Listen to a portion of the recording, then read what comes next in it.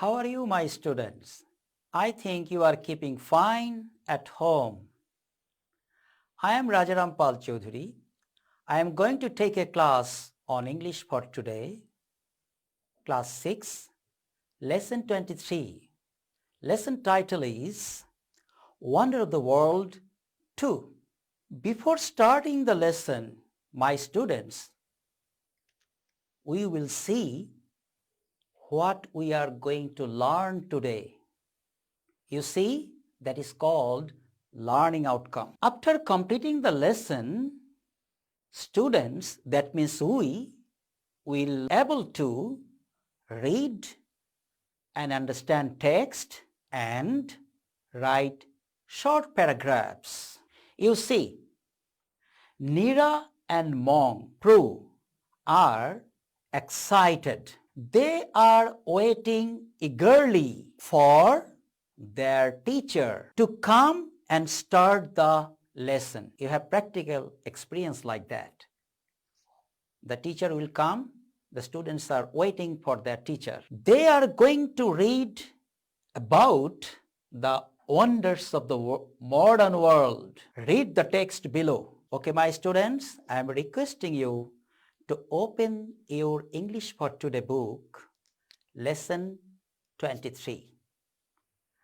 I will read and you will go with me. That will be very good for you to understand the text very well. People often speak about the wonders of the past. Mostly they were huge buildings and constructions. Actually, we read it in our previous lesson, in lesson 22. We read about past wonders of the world. They are awesome and fabulous. No doubt about that. Can you imagine what were the wonders of the past? The Taj Mahal, the Eiffel Tower, the pyramid. We read about this in our previous lesson. But the wonders of the present world are also unbelievable. Read about the following recent inventions. My students, at first, you can see the slide. First, wonders of the present time, that is radio. It's very, very known device. You know about the radio? Then, rocket. Next is a very favorite thing, I think, mobile phone. It is very, very popular nowadays. Next, computer is a wonderful invention of modern science. Last of all, smart TV. It is also wonderful. Today, my students, we will read about three inventions, modern inventions. Let's see what are they.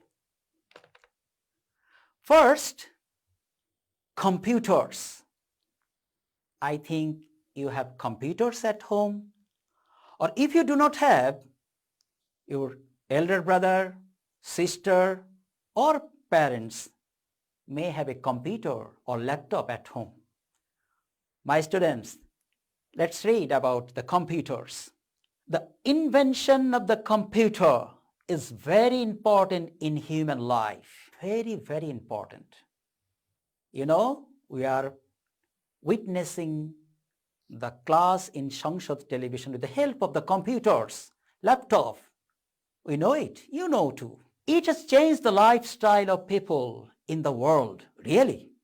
It is change makers, computer. It has changed our life. We use it in every sphere of our life. We can use it for studies, communication, watching movies, listening to music, playing games, etc. Understand how important a device the computer is? In a moment, we can get information from any part of the world on the computer. We can take the information and news from all parts of the world with the help of the computer. How? From online study, with the help of internet. Okay, my students, people do not feel lonely as they can send emails to their friends and relatives. It's very amazing things. Because if you feel bored, you can send email to your friend who is in America or Canada or Australia. You can send a mail and you can take information about him and you can send your information to him. Some of their friends and relatives also live in far of the countries. And even they can talk to them face to face on the Skype. You have idea of the FaceTime, Skype, Zoom, all things we can enjoy with the help of computers. With computer, a person can always keep himself updated, and everybody should learn to use the computer. In fact, the computer has made people's work easier and faster. At present, it has become a part of our daily life. আমাদের প্রাত্যহিক জীবনের একটি অংশ হয়ে দাঁড়িয়েছে. What is that? That is computer. My dear students, I think you are taking interest about the lesson. Next, we will go space travel. Very, very interesting. Space travel. Okay. Not 100 years before, human beings used to think, had I the wings of a bird? 100 বছর আগে মানুষ চিন্তা করতো আমার যদি পাখির মতো ডানা থাকতো. Dream came true when the Wright brothers flew with the first aeroplane. Here I want to see you the picture of the Wright brothers. You see, they are dreamer of the flying. They're two brothers. I am so fortunate to visit their museum in USA. Very, very interesting. So many things about them. Okay, my students, the picture of Wright brothers. Now people travel faster than bird. Actually, the people dreamed many years ago if they had the wings of a bird. Now their dream came true and they can fly faster than the bird. They not only travel from one continent to other continent, they travel from one planet to other planet. তারা শুধু এক দেশ থেকে এক মহাদেশ থেকে অন্য মহাদেশে যায় না, এক গ্রহ থেকে আরেক গ্রহে যাচ্ছে with the help of rocket. That human beings have set footsteps on the moon is now an old story. You know that man captured the moon. They traveled on the moon. They stepped on the moon. It's an old story. Spacecrafts have won the Mars. Every now and then, spacecrafts are going to see the conditions of the other planets. The scientists are thinking how they can go other planets like Jupiter, like Neptune. As a result, people are planning to be interspace citizens in the coming days. Spacecrafts have won the Mars. Every now and then, spacecrafts are going to see the conditions of their planets. As a result, people are planning to be interspace citizens in the coming days. A day will come when people will live in the moon, take education from the Jupiter, and spend vacation in outer space 1,000 light years ago. Can you imagine? Living in a Mars, taking education in Jupiter, and spend vacation in other 1,000 light years. Unbelievable. Our science is such a thing, such a subject, it can go a long way.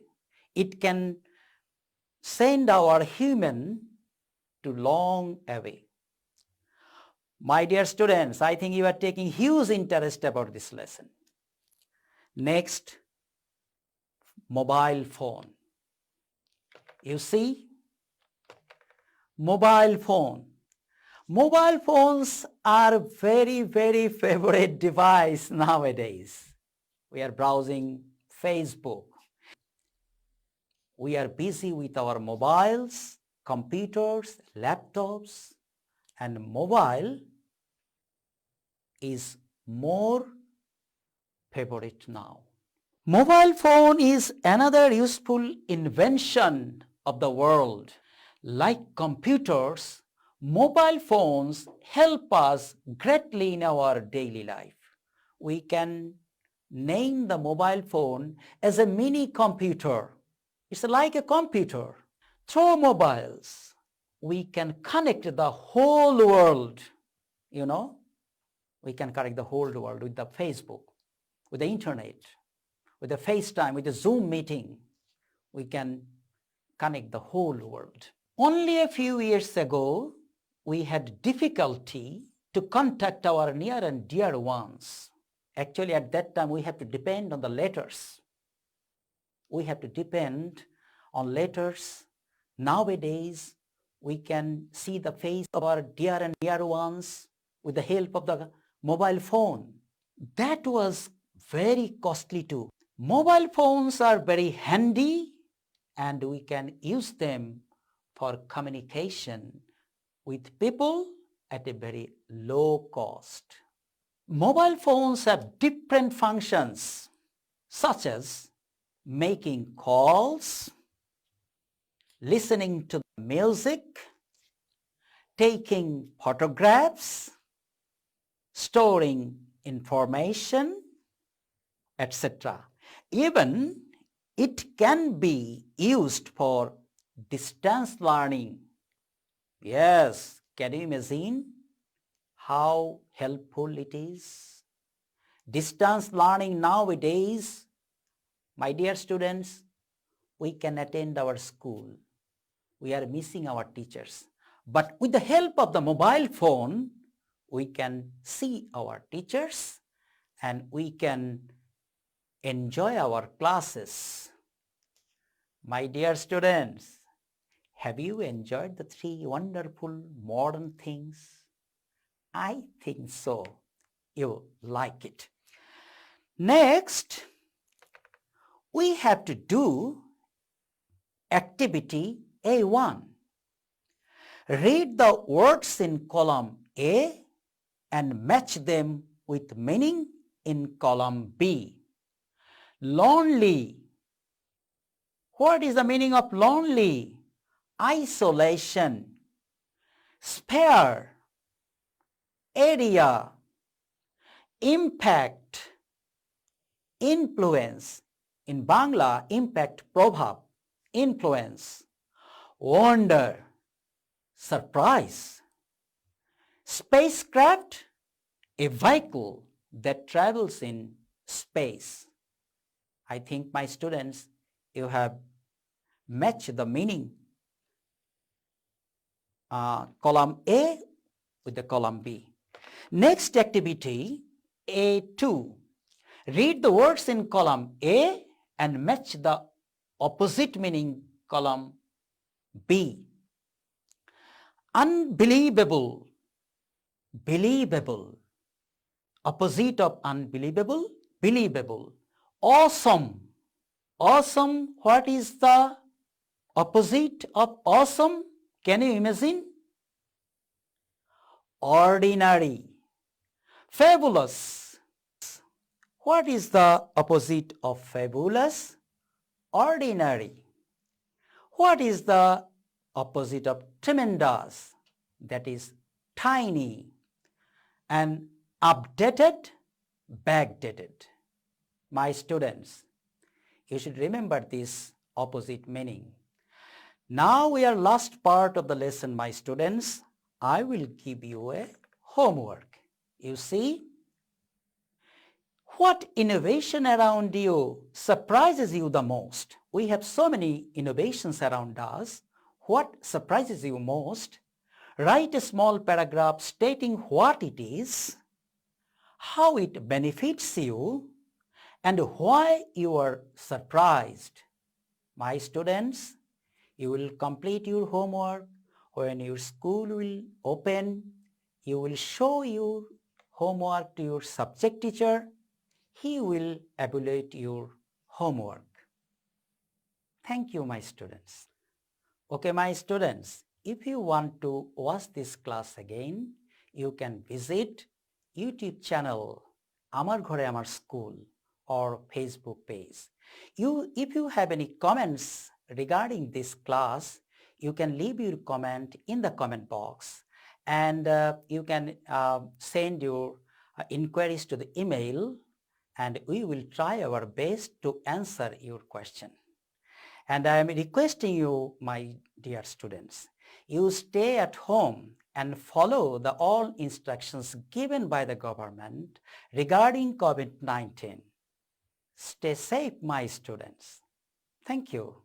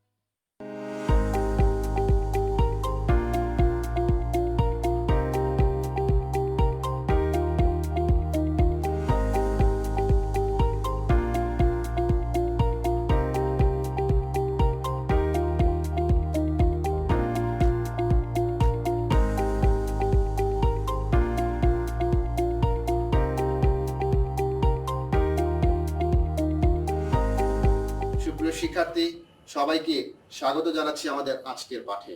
সুপ্রিয় শিক্ষার্থী বন্ধুরা, আমরা দেখতে পাচ্ছি আজকে আমরা সপ্তম শ্রেণীর বিজ্ঞান বিষয়ের নবম অধ্যায়ের একটি টপিক আমরা এখানে নির্বাচন করেছি, সেই টপিক নিয়ে আলোচনা করব।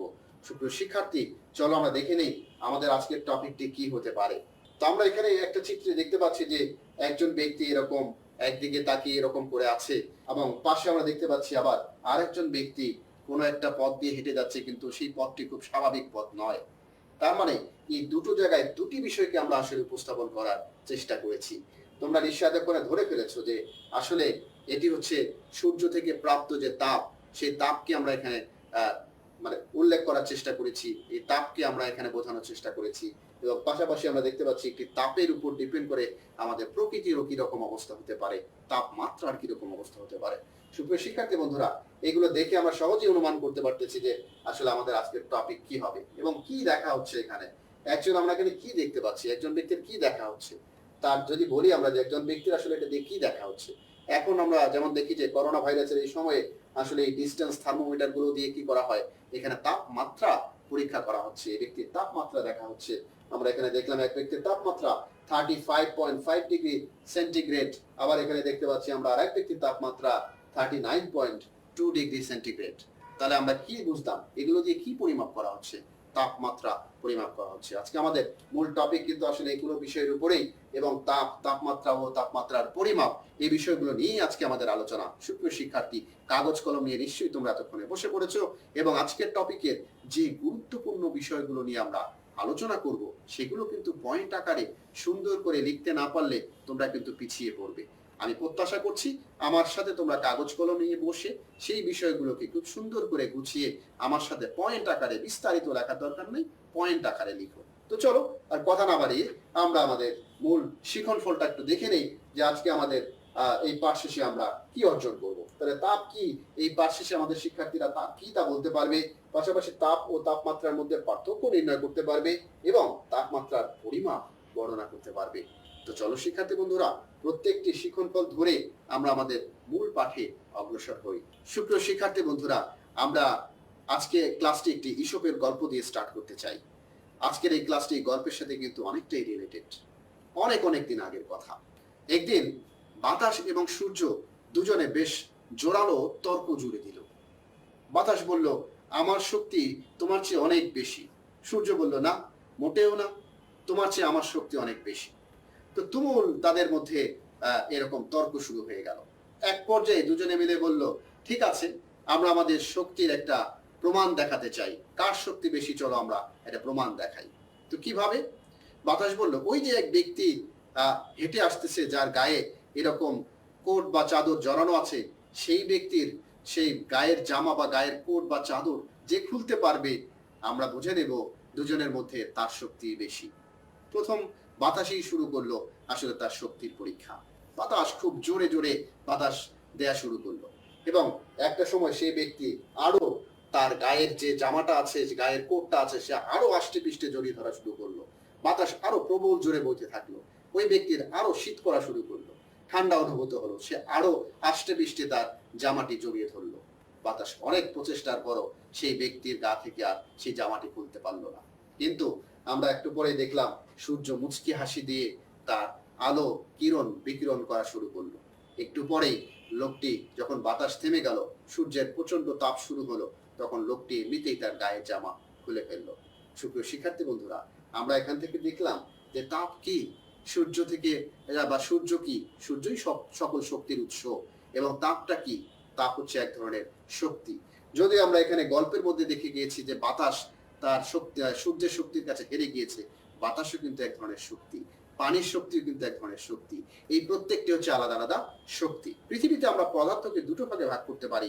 একটি হচ্ছে আসলে বিভিন্ন পদার্থ বা বিভিন্ন উপকরণকে আমরা দুটো ভাগে ভাগ করতে পারি উপাদানকে। একটি হচ্ছে পদার্থ, আর একটি হচ্ছে শক্তি। পদার্থ হচ্ছে যা জায়গা দখল করতে পারে, এবং আর শক্তি হচ্ছে যা বিভিন্ন কাজে ব্যবহার করতে পারে, যা রূপান্তরিত হয়ে অন্য কাজে রূপান্তর বা অন্য শক্তিতে রূপান্তর হতে পারে। তাহলে গল্প থেকে আমরা শিখলাম তাপ এক ধরনের শক্তি। এখানে তাপ হচ্ছে এক ধরনের শক্তি। তো আমরা যে বিষয়টা নিয়ে আলোচনা করছিলাম, যে মহাবিশ্বে যা কিছু হচ্ছে তার একটি ভাগে হচ্ছে পদার্থ, যাদের ওজন বা ভর আছে এবং জায়গা দখল করে বল প্রয়োগে বাধা প্রদান করতে পারে, তোমরা জানো সেটি হচ্ছে পদার্থ। আর অন্য ভাগে আছে হলো শক্তি, আর এদের কোনো ওজন নেই, জায়গাও দখল করে না, বা বল প্রয়োগে এরা কোনো বাধাও দেয় না। এদের আমরা ইন্দ্রিয় দ্বারা, আমরা আমাদের সেন্সিটিভ অর্গানগুলো দ্বারা কি করি, আমরা অনুভব করতে পারি। যেমন তাপকে আমরা আমাদের ত্বক দ্বারা আমরা অনুভব করি যে হ্যাঁ, আমাদের ত্বকের মধ্যে তাপটা যখন আঁচ লাগে তখনই বুঝি যে তাপমাত্রা বেশি বা তাপটা হলো কম। সুপ্রিয় শিক্ষার্থী, এগুলো হচ্ছে শক্তি। তা আমরা এই ধরনের শক্তিকে এখানে এভাবে উপস্থাপন করার চেষ্টা করেছি। তো এবার হলো তাপের একটি পরীক্ষা। তাপের পরীক্ষাটা তোমরা বাসায় করতে পারো, কিন্তু এখানে সাবধান, গরম পানির বিষয় যেহেতু আছে, সেই গরম পানি যখন ঢালা হবে এই পাত্রের মধ্যে, তখন কিন্তু খুব সাবধানতা অবলম্বন করতে হবে। আমি পরীক্ষাটা বলি তোমাদেরকে, খুব ভালো হতো যদি আমরা শ্রেণীকক্ষের মধ্যে সবাই মিলে পরীক্ষাটা করতে পারতাম। তো আমি যেহেতু একেবারে তোমরা স্ক্রিনের মধ্যে বিষয়টি দেখবে, তাহলে আমি এই পরীক্ষার প্রসিডিউরটা বলি। তোমরা বাসায় বাবা মায়ের অবশ্যই বাবা মায়ের সহযোগিতা বা বড় ভাই বোনের সহযোগিতা নিয়ে তোমরা এই পরীক্ষাটা বাসায় করবে। পরীক্ষাটা খুবই সহজ। আমাদের এর জন্য কি কি প্রয়োজন? প্রথমে দুটি গ্লাস নাও, কাচের গ্লাস হলে ভালো। গ্লাস দুটিকে ধরে দেখো কেমন ঠান্ডা বা গরম। আগে নরমালি গ্লাস দুটোকে তোমরা অনুভব করার চেষ্টা করো। এবার একটি গ্লাসে গরম পানি আর অন্যটিতে হলো বরফের টুকরো নাও, এবং 2 মিনিট পর্যন্ত অপেক্ষা করো। 2 মিনিট পর্যন্ত সেটি ধরে একটু অপেক্ষা করো। তাহলে গ্লাস দুটি থেকে পানি এবং বরফ আবার কি করো, ফেলে দাও। ফেলে দিয়ে এবার গ্লাস দুটিকে পালা করে দুটি গ্লাসকে ধরো। যে গ্লাসে বরফ ছিল সেটা ধরলে তোমার কেমন অনুভূতি হবে, আর যেটা হলো গরম পানি ছিল সেটা ধরলে তোমার কেমন অনুভূতি হবে, এটা দিয়ে আমরা কিন্তু তাপের পরীক্ষা করতে পারি। তাহলে কোন গ্লাসটি কেমন অনুভব করলে সে বিষয়টি কিন্তু তোমাকে আসলে জানাতে হবে।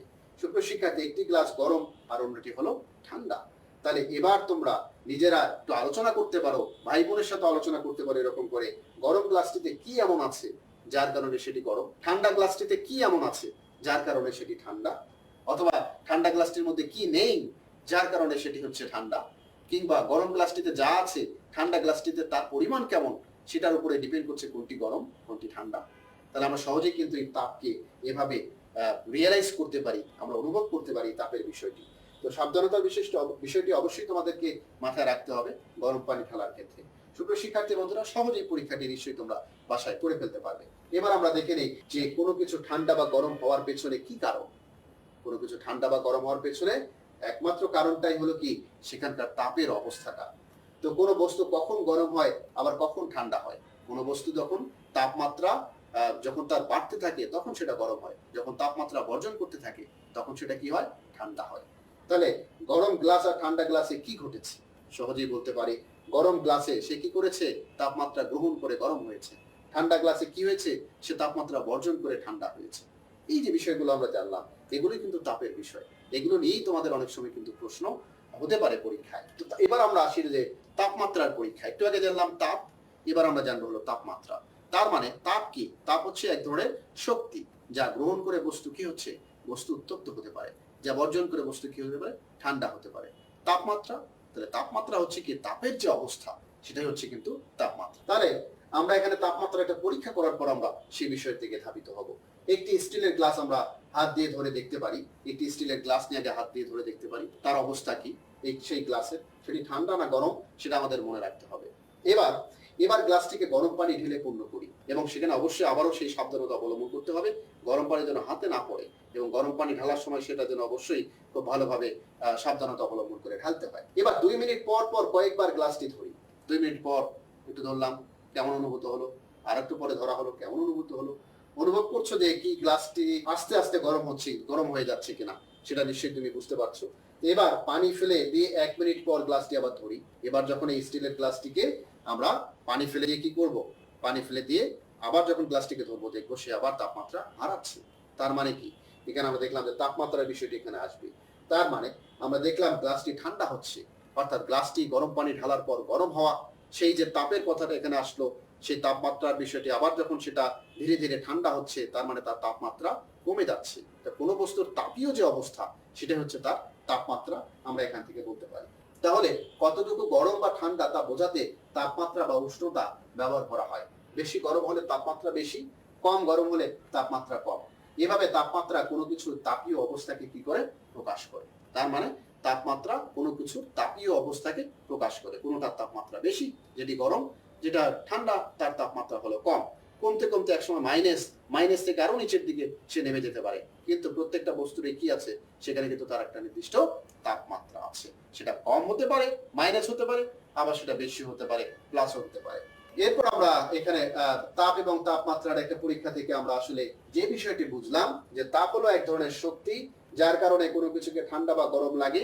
অন্যদিকে কতটুকু ঠান্ডা বা কতটুকু গরম লাগছে তা প্রকাশ করা হয় তাপমাত্রার মাধ্যমে।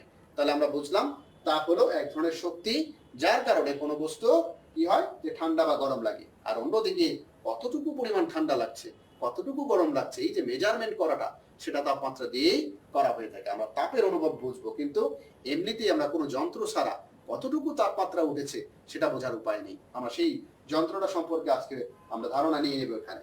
তাহলে কোনোদিন আমরা দেখি যে সকালে কখনো তাপমাত্রা বেশি, কখনো আবার সকাল গড়িয়ে যখন দুপুর হয় তখন আবার ধীরে ধীরে সূর্যের তাপমাত্রা বাড়তে থাকে, কিন্তু কতটুকু তাপ সেটাকে আমরা বুঝি যে কতটুকু তাপমাত্রা। আবার অনেক সময় শুনি আজকের দিনের আবহাওয়ার খবর হচ্ছে আজকের দিনের আবহাওয়া যেখানে 32 ডিগ্রি সেন্টিগ্রেড তাপমাত্রা। তার মানে কি, আমরা আবহাওয়ার খবরে দেখি যে 32 ডিগ্রি সেন্টিগ্রেড তাপমাত্রা। তো এই যে বিষয়গুলো আমরা এখানে খেয়াল করছি যে আমরা এটাকে মেজার করতে পারছি না, কিন্তু মেজার যদি আমরা যন্ত্র দিয়ে করি, সেই যন্ত্রের নাম হচ্ছে থার্মোমিটার, যা দিয়ে তাপমাত্রা মাপা হয় তাকে বলছি আমরা থার্মোমিটার। তাহলে এই থার্মোমিটার দিয়ে আমরা আসলে তাপমাত্রা মাপতে পারি। সকালের তাপমাত্রা ছিল 32 ডিগ্রি, দুপুর গড়িয়ে তাপমাত্রা হয়েছে 34 ডিগ্রি। তারপরে আরো একেবারে মধ্য দুপুরে দেখি যে তাপমাত্রা হয়েছে 36 ডিগ্রি। কি দিয়ে পরিমাপ করলাম? থার্মোমিটার দিয়ে। কি করলাম? পরিমাপ করলাম। এই যে পরিমাপ করাটা, এই যে পরিসংখ্যান পাওয়াটা, সেটাই হচ্ছে তাপমাত্রা, এবং যেটা অনুভব করি আমরা সেটা হচ্ছে তাপ। সুপ্রিয় শিক্ষার্থী বন্ধুরা, নিশ্চয়ই তাপ আর তাপমাত্রার মধ্যে তোমাদের যে পার্থক্যটা সেটা নিশ্চয়ই তোমরা এতক্ষণে বুঝে ফেলেছো। তো থার্মোমিটার ব্যবহার করে মানুষের শরীরের কি করা হয়? এখানকার মানুষের শরীরের তাপ মাপা হয়, এবং আমরা দেখি যে আবহাওয়াবিদগণ বায়ুর তাপমাত্রা মাপার জন্য থার্মোমিটার ব্যবহার করেন, এবং এখানে শিল্প কারখানায় নির্দিষ্ট তাপমাত্রা বজায় রাখতে হয়, সেজন্য কলকারখানাও থার্মোমিটার ব্যবহার করে তাপমাত্রা মাপা হয়। তাপমাত্রা পরিবর্তন হলে তরল পদার্থের আয়তন বাড়ে বা কমে। তাপমাত্রা যদি পরিবর্তন হয়, যদি তাপমাত্রা বাড়তে থাকে তরল পদার্থের আয়তনে বাড়ে, আর সেক্ষেত্রে হলো আয়তন বাড়া বা কমাটা ডিপেন্ড করে তাপমাত্রার পরিবর্তনের উপর, এটি মনে রাখতে হবে। তরল পদার্থের আয়তন কতটুকু বাড়ে বা কমে তা মেপে তাপমাত্রা কতটুকু বাড়ে বা কমে গেল তা বের করা হয়ে থাকে। থার্মোমিটারে পারদ, অ্যালকোহল ইত্যাদি তরল পদার্থ ব্যবহার করে কি করা হয়? সেই তাপমাত্রা পরিমাপ করা হয়। যে থার্মোমিটারের মধ্যে সাধারণত আমরা যে থার্মোমিটার গুলো ব্যবহার করি তার ভেতরে পারদ দেয়া হয়ে থাকে, এই জন্য পারদ থার্মোমিটার বলা হয়ে থাকে। তোমরা নিশ্চয়ই পারদ থার্মোমিটারের সাথে অনেকেই পরিচিত, এবং আমরা এখানে দেখতে পাচ্ছি বিভিন্ন ধরনের থার্মোমিটার। এখানে আমরা দেখতে পাচ্ছি থার্মোমিটার দিয়ে আসলে আমাদের তাপমাত্রাটা পরিমাপ করা হচ্ছে, এবং এখানে দেখছি যে যন্ত্রের তাপমাত্রা পরিমাপ করতে দেখছি আমরা এক ব্যক্তিকে। কারণ কি? কলকারখানায় কিন্তু বড় বড় ইন্ডাস্ট্রিতে সেই যন্ত্রের তাপমাত্রা পরিমাপ করা হয়, তাদের কর্মদক্ষতা এগুলোর উপর এই বিষয়গুলো ডিপেন্ড করে। এটা খুবই ইম্পর্টেন্ট বিষয় সেখানে। তো আমরা একটি পারদ থার্মোমিটারের এটি গঠন আমরা এখানে দেখতে পাই, যে আমরা এখানে চিত্রের মধ্যে দেখতে পাচ্ছি যে পারদ থার্মোমিটার। তোমাদের অনেকের বাসায় এই থার্মোমিটারটা আছে। এই থার্মোমিটারে কি থাকে? এটি একটি কাঁচ দ্বারা তৈরি আসলে একটি থার্মোমিটার। আমরা সবাই জ্বর মাপার থার্মোমিটার দেখেছি, এবং এটি একটি পারদ থার্মোমিটার। এবং চিত্রের মধ্যে আমরা দেখতে পাচ্ছি যে থার্মোমিটারের সরু এবং সুষম ছিদ্রযুক্ত একটি সরু কাঁচনল থাকে। এই থার্মোমিটারের যে এর ভিতর দিয়ে সুষম এবং সরু একটা কাঁচনল আমরা এর ভিতর দিয়ে দেখতে পাই। তো এই যে সরু যে কাঁচনল থাকে তার ভিতরে কিন্তু এবং মাথার দিকে কিন্তু একটা বাল্ব দেয়া থাকে। এই বাল্ব এবং বাল্বের উপরে একটু অংশ কিন্তু পারদ দ্বারা পূর্ণ অবস্থায় থাকে, এবং ভেতরের দিকে আসলে পারদের বাষ্প থাকে। আমরা একটু দেখে নিই। তাহলে এখানে আমরা যে দেখতে পাচ্ছি যে এটি একটি পারদ থার্মোমিটার, এবং আমরা চিত্রের মধ্যে দেখতে পাচ্ছি থার্মোমিটারের সরু এবং সুষম ছিদ্রযুক্ত একটি সরু কাঁচনল থাকে ভেতরে। নলটির এক প্রান্তে পাতলা দেয়াল সহ একটি বাল্ব থাকে। বাল্বটি পূর্ণ করে যে ফাঁপা নলটির কিছু অংশে পারদ ভরা হয়, এবং নলের বাকি অংশে খুব সামান্য পরিমাণ পারদ বাষ্প থাকে। নলটির গায়ে তাপমাত্রা পরিমাপের নির্দিষ্ট স্কেল অনুযায়ী দাগ কাটা হয়ে থাকে। তো আমরা এখানে দেখতে পাচ্ছি যে থার্মোমিটারের নলের ছিদ্রটি খুব সরু, তাই বাল্বের তাপমাত্রা একটু বাড়লেই সরু ছিদ্র দিয়ে পারদ অনেকখানি উপরে উঠে যায়, এবং পারদ নলের কোনো দাগ পর্যন্ত উঠলে তা দেখে বোঝা যায় তাপমাত্রা কতটুকু বেড়েছে। এবং আমরা এই প্রত্যেকটা পারদ থার্মোমিটারের বা যে কোনো থার্মোমিটারের মধ্যে দেখি, এখন অবশ্য যে ইলেকট্রিক্যাল থার্মোমিটার আমরা দেখতে পাই, ডাক্তাররা এগুলো ব্যবহার করে থাকে, কিন্তু পারদ থার্মোমিটার দেখে এখানে কি দেখা যাচ্ছে? এখানে আসলে একটা স্কেল দেখা যাচ্ছে। এই স্কেল দেখেই আমরা আসলে বলতে পারি যে এই থার্মোমিটারের মধ্যে আসলে পারদের তাপমাত্রার ফলে কতটুকু পারদ বেড়ে গিয়ে, অর্থাৎ পারদ এক ধরনের তরল উপাদানটা বেড়ে গিয়ে কি হয়, সে আসলে প্রসারিত হবে কতটুকু, সেটি ডিপেন্ড করে আসলে আমাদের এখানে আমরা তাপমাত্রা পরিমাপ করে থাকি, মানুষের জ্বর মেপে থাকি। এই বিষয়গুলো কিন্তু খেয়াল করতে হবে। সুপ্রিয় শিক্ষার্থী বন্ধুরা, এবার আমরা এখানে দেখতে পাচ্ছি যে তাপমাত্রা পরিমাপের যে স্কেল, এটাকে আমরা তাপমাত্রা পরিমাপের দুটো স্কেলে ভাগ করেছি। একটু খেয়াল করে দেখে নাও যে কোনো কিছু পরিমাপের জন্য একটি নির্দিষ্ট আদর্শ মান ঠিক করে নেওয়া হয়, তারপর সেই আদর্শ মানের সাথে তুলনা করে নতুন কোনো কিছুর পরিমাপ বের করা হয়ে থাকে। তাপমাত্রা পরিমাপের এরকম আদর্শ মান আছে। তাপমাত্রা পরিমাপের আদর্শ মানগুলো কি আমরা একটু দেখে নিই। দুটি নির্দিষ্ট তাপমাত্রা ব্যবধানের একটি অংশকে আদর্শ মান ধরে নেওয়া হয়। এই দুটি নির্দিষ্ট তাপমাত্রাকে স্থিরাঙ্ক বলা হয়ে থাকে। যে দুটি আদর্শ মান, একটা নিম্ন স্থিরাঙ্ক হতে পারে আর একটা ঊর্ধ্ব স্থিরাঙ্ক হতে পারে। চলো আমরা দেখে নেই আমাদের দুই ধরনের থার্মোমিটার আছে, সেখানে নিম্ন স্থিরাঙ্ক ঊর্ধ্ব স্থিরাঙ্ক কি। স্বাভাবিক চাপে যে তাপমাত্রায় বিশুদ্ধ বরফ গলে যায় তাকে আমরা বলছি নিম্ন স্থিরাঙ্ক। আর ঊর্ধ্ব স্থিরাঙ্ক কাকে বলছি? যে স্বাভাবিক চাপে যে তাপমাত্রায় বিশুদ্ধ পানি কি হতে থাকে, বিশুদ্ধ পানি এখানে ফুটতে থাকে বা বিশুদ্ধ পানি বাষ্পে পরিণত হয়, তাকে বলছি আমরা ঊর্ধ্ব স্থিরাঙ্ক। তার মানে এই বরফ গলে যাওয়া স্বাভাবিক তাপমাত্রায় এবং স্বাভাবিক চাপে তাপমাত্রায় বাষ্পে পরিণত হওয়া, এই দুটোর মাঝখানে যে রকম অবস্থাটা আছে, সেই অবস্থাটা কিন্তু আমরা একটা সীমানা ভাগ করেছি। এই সীমানাটাই হচ্ছে আমাদের স্থিরাঙ্ক। তো ঊর্ধ্ব এবং নিম্ন স্থিরাঙ্কের মধ্যবর্তী যে ব্যবধান, সেই ব্যবধানকে আমরা বিভিন্ন সংখ্যক সমান অংশে ভাগ করেছি। ব্যবধানকে কয়েকটি সমান অংশে ভাগ করা হলে তার ভিত্তিতে বিভিন্ন স্কেল পাওয়া যায়। তাপমাত্রা পরিমাপের দুটি প্রচলিত স্কেল সম্পর্কে আমরা জানি, একটি হচ্ছে ফারেনহাইট স্কেল আর একটা হচ্ছে সেন্টিগ্রেড স্কেল বা সেলসিয়াস স্কেল। তাহলে সেলসিয়াস স্কেল, এই স্কেলে নিম্ন স্থিরাঙ্ককে 0 ডিগ্রি এবং ঊর্ধ্ব স্থিরাঙ্ককে বলা হয় 100 ডিগ্রি। আমরা অনেক সময় বলে থাকি যে তাপমাত্রা হচ্ছে 36 ডিগ্রি সেন্টিগ্রেড, তাপমাত্রা হচ্ছে 38 ডিগ্রি সেন্টিগ্রেড বা সেলসিয়াস। কেন বলে থাকি? আসলে যিনি আবিষ্কার করেন ওনার নাম হচ্ছে মিস্টার সেলসিয়াস, এজন্য ওনার নাম অনুসারে এখানে নামকরণ করা হয় সেলসিয়াস স্কেল। এই সেলসিয়াস স্কেলে কি করা হয়, 0 থেকে 1 2 3 4 এতে প্রত্যেকটা ডিগ্রি, এই ডিগ্রিকে আমরা বলি যে সেন্টি মানে হলো 1 শতককে আমরা 1 ভাগে ভাগ করেছি। 1 শতকে যদি আমরা ভাগ করি তার নাম হচ্ছে সেন্টি, তাহলে এটা সেন্টিগ্রেডে ভাগ করা হয়ে থাকে, এজন্য নাম হয়েছে আসলে এটার সেন্টিগ্রেড বা সেলসিয়াস স্কেল।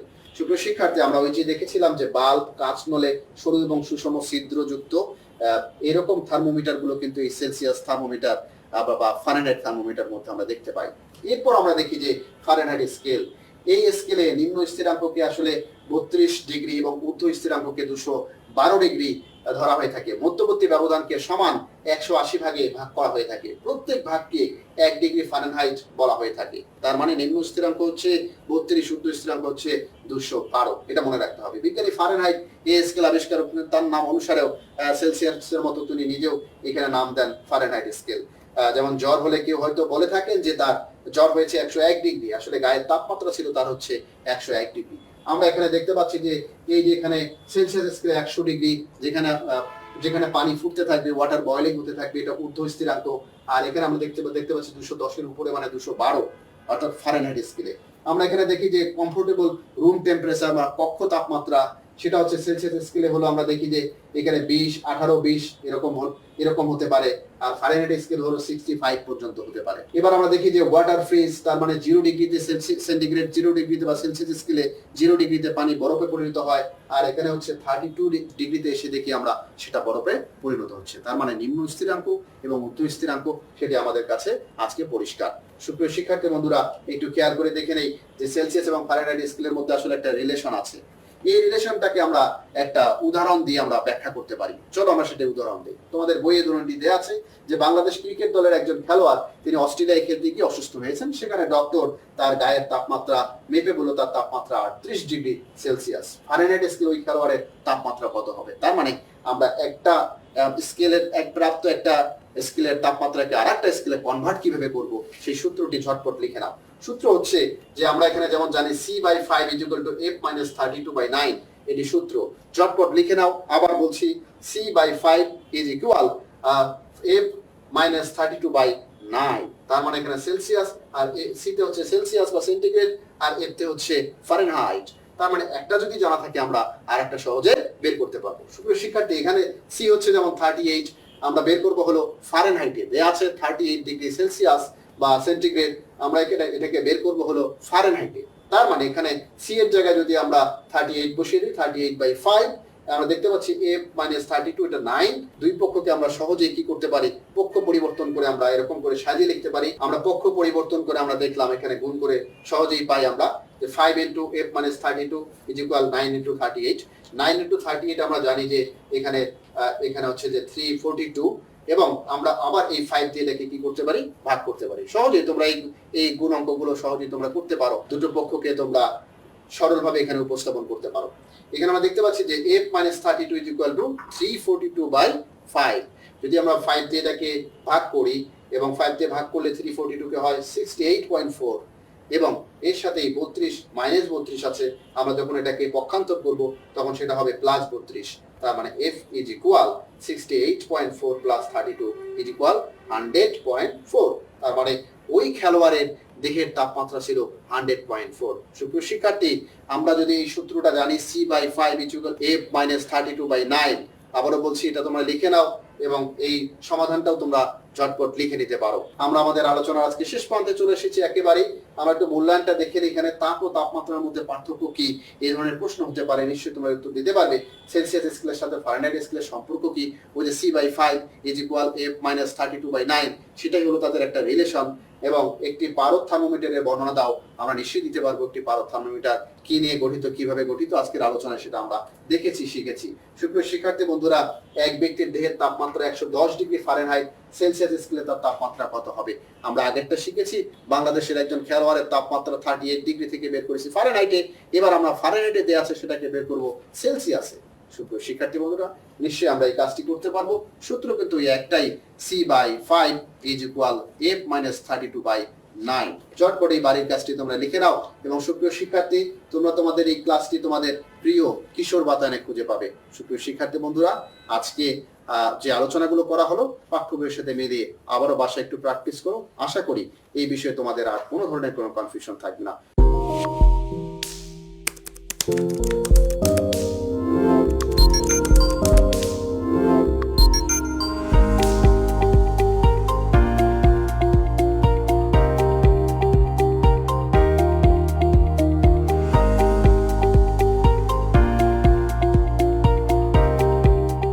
আজকে এখানেই শেষ করতে হচ্ছে। সকলকে আবার ধন্যবাদ।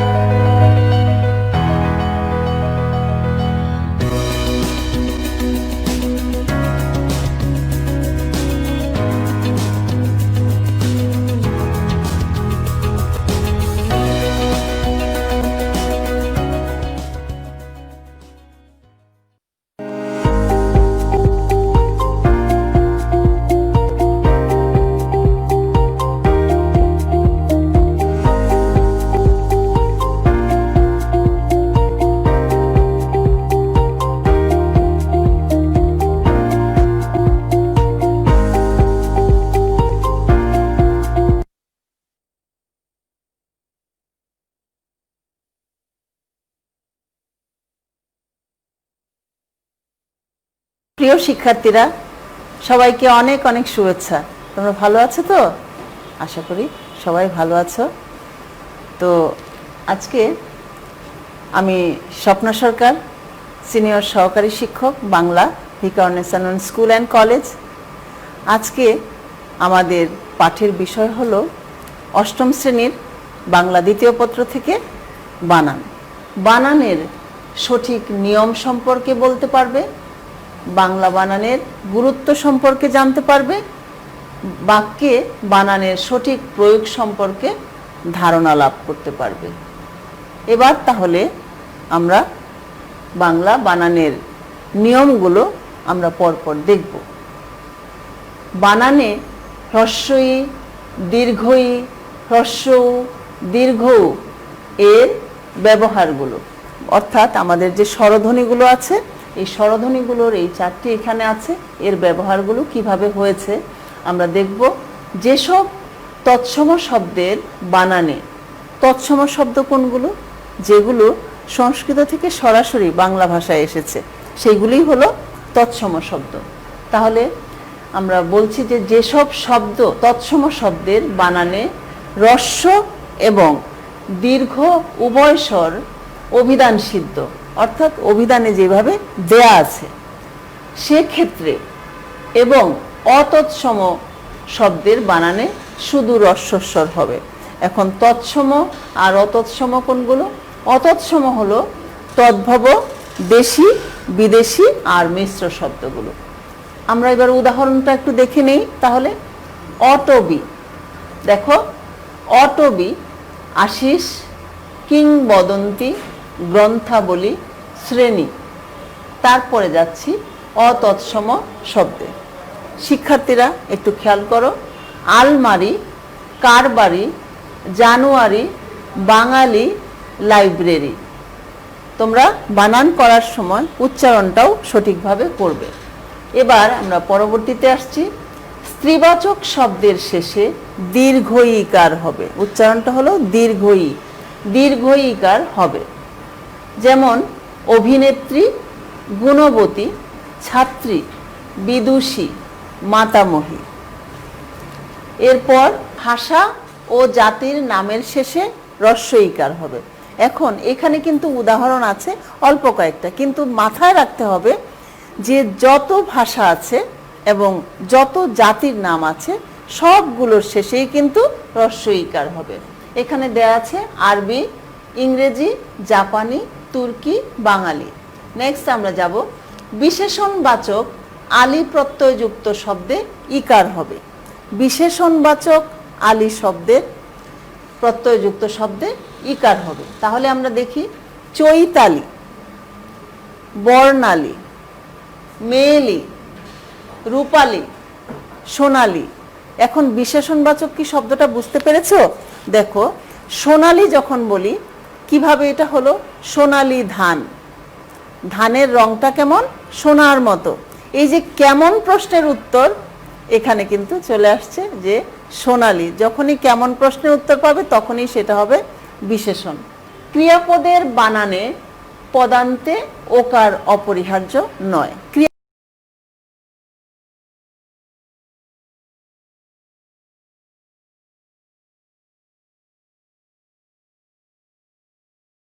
মানে প্রয়োজন নেই। তাহলে উদাহরণগুলো কেমন? যেমন হলো আনবো, খেলবো, চলবো, ধরবো, লিখবো। এবার আমরা পরে যাচ্ছি বর্তমান অনুজ্ঞার সামান্য রূপে পদান্তে ওকার প্রদান করা যায়। অনুজ্ঞা মানে কি? অনুজ্ঞা হলো আদেশ উপদেশ যখন আমরা করি কাউকে তখন আমরা কিভাবে বলি। যেমন আনো, করো, খেলো, দেখো, মারো। আমি যদি বলি বইটা আনো, তখন কি হচ্ছে? কাউকে আদেশ দিচ্ছি যে বইটা আনো, এই অর্থে সেখানে ওকার ব্যবহার হবে। তারপরে আনো প্রত্যয়ান্ত শব্দের শেষে ওকার হবে।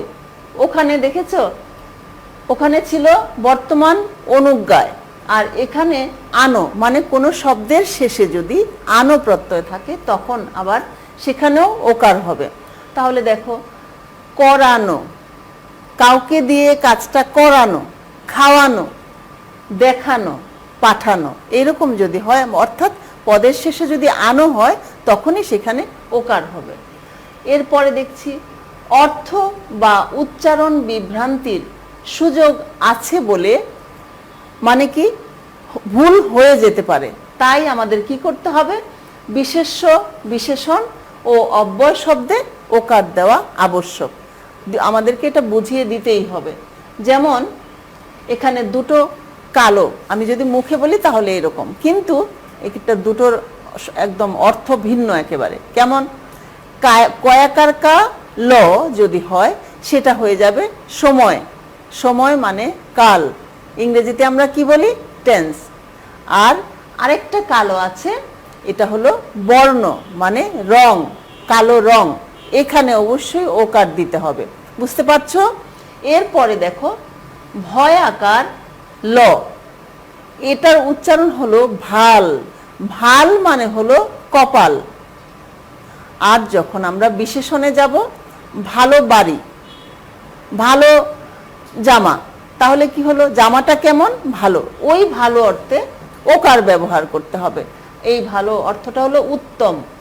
এবার আমরা যাচ্ছি বিসর্গের ব্যবহারে।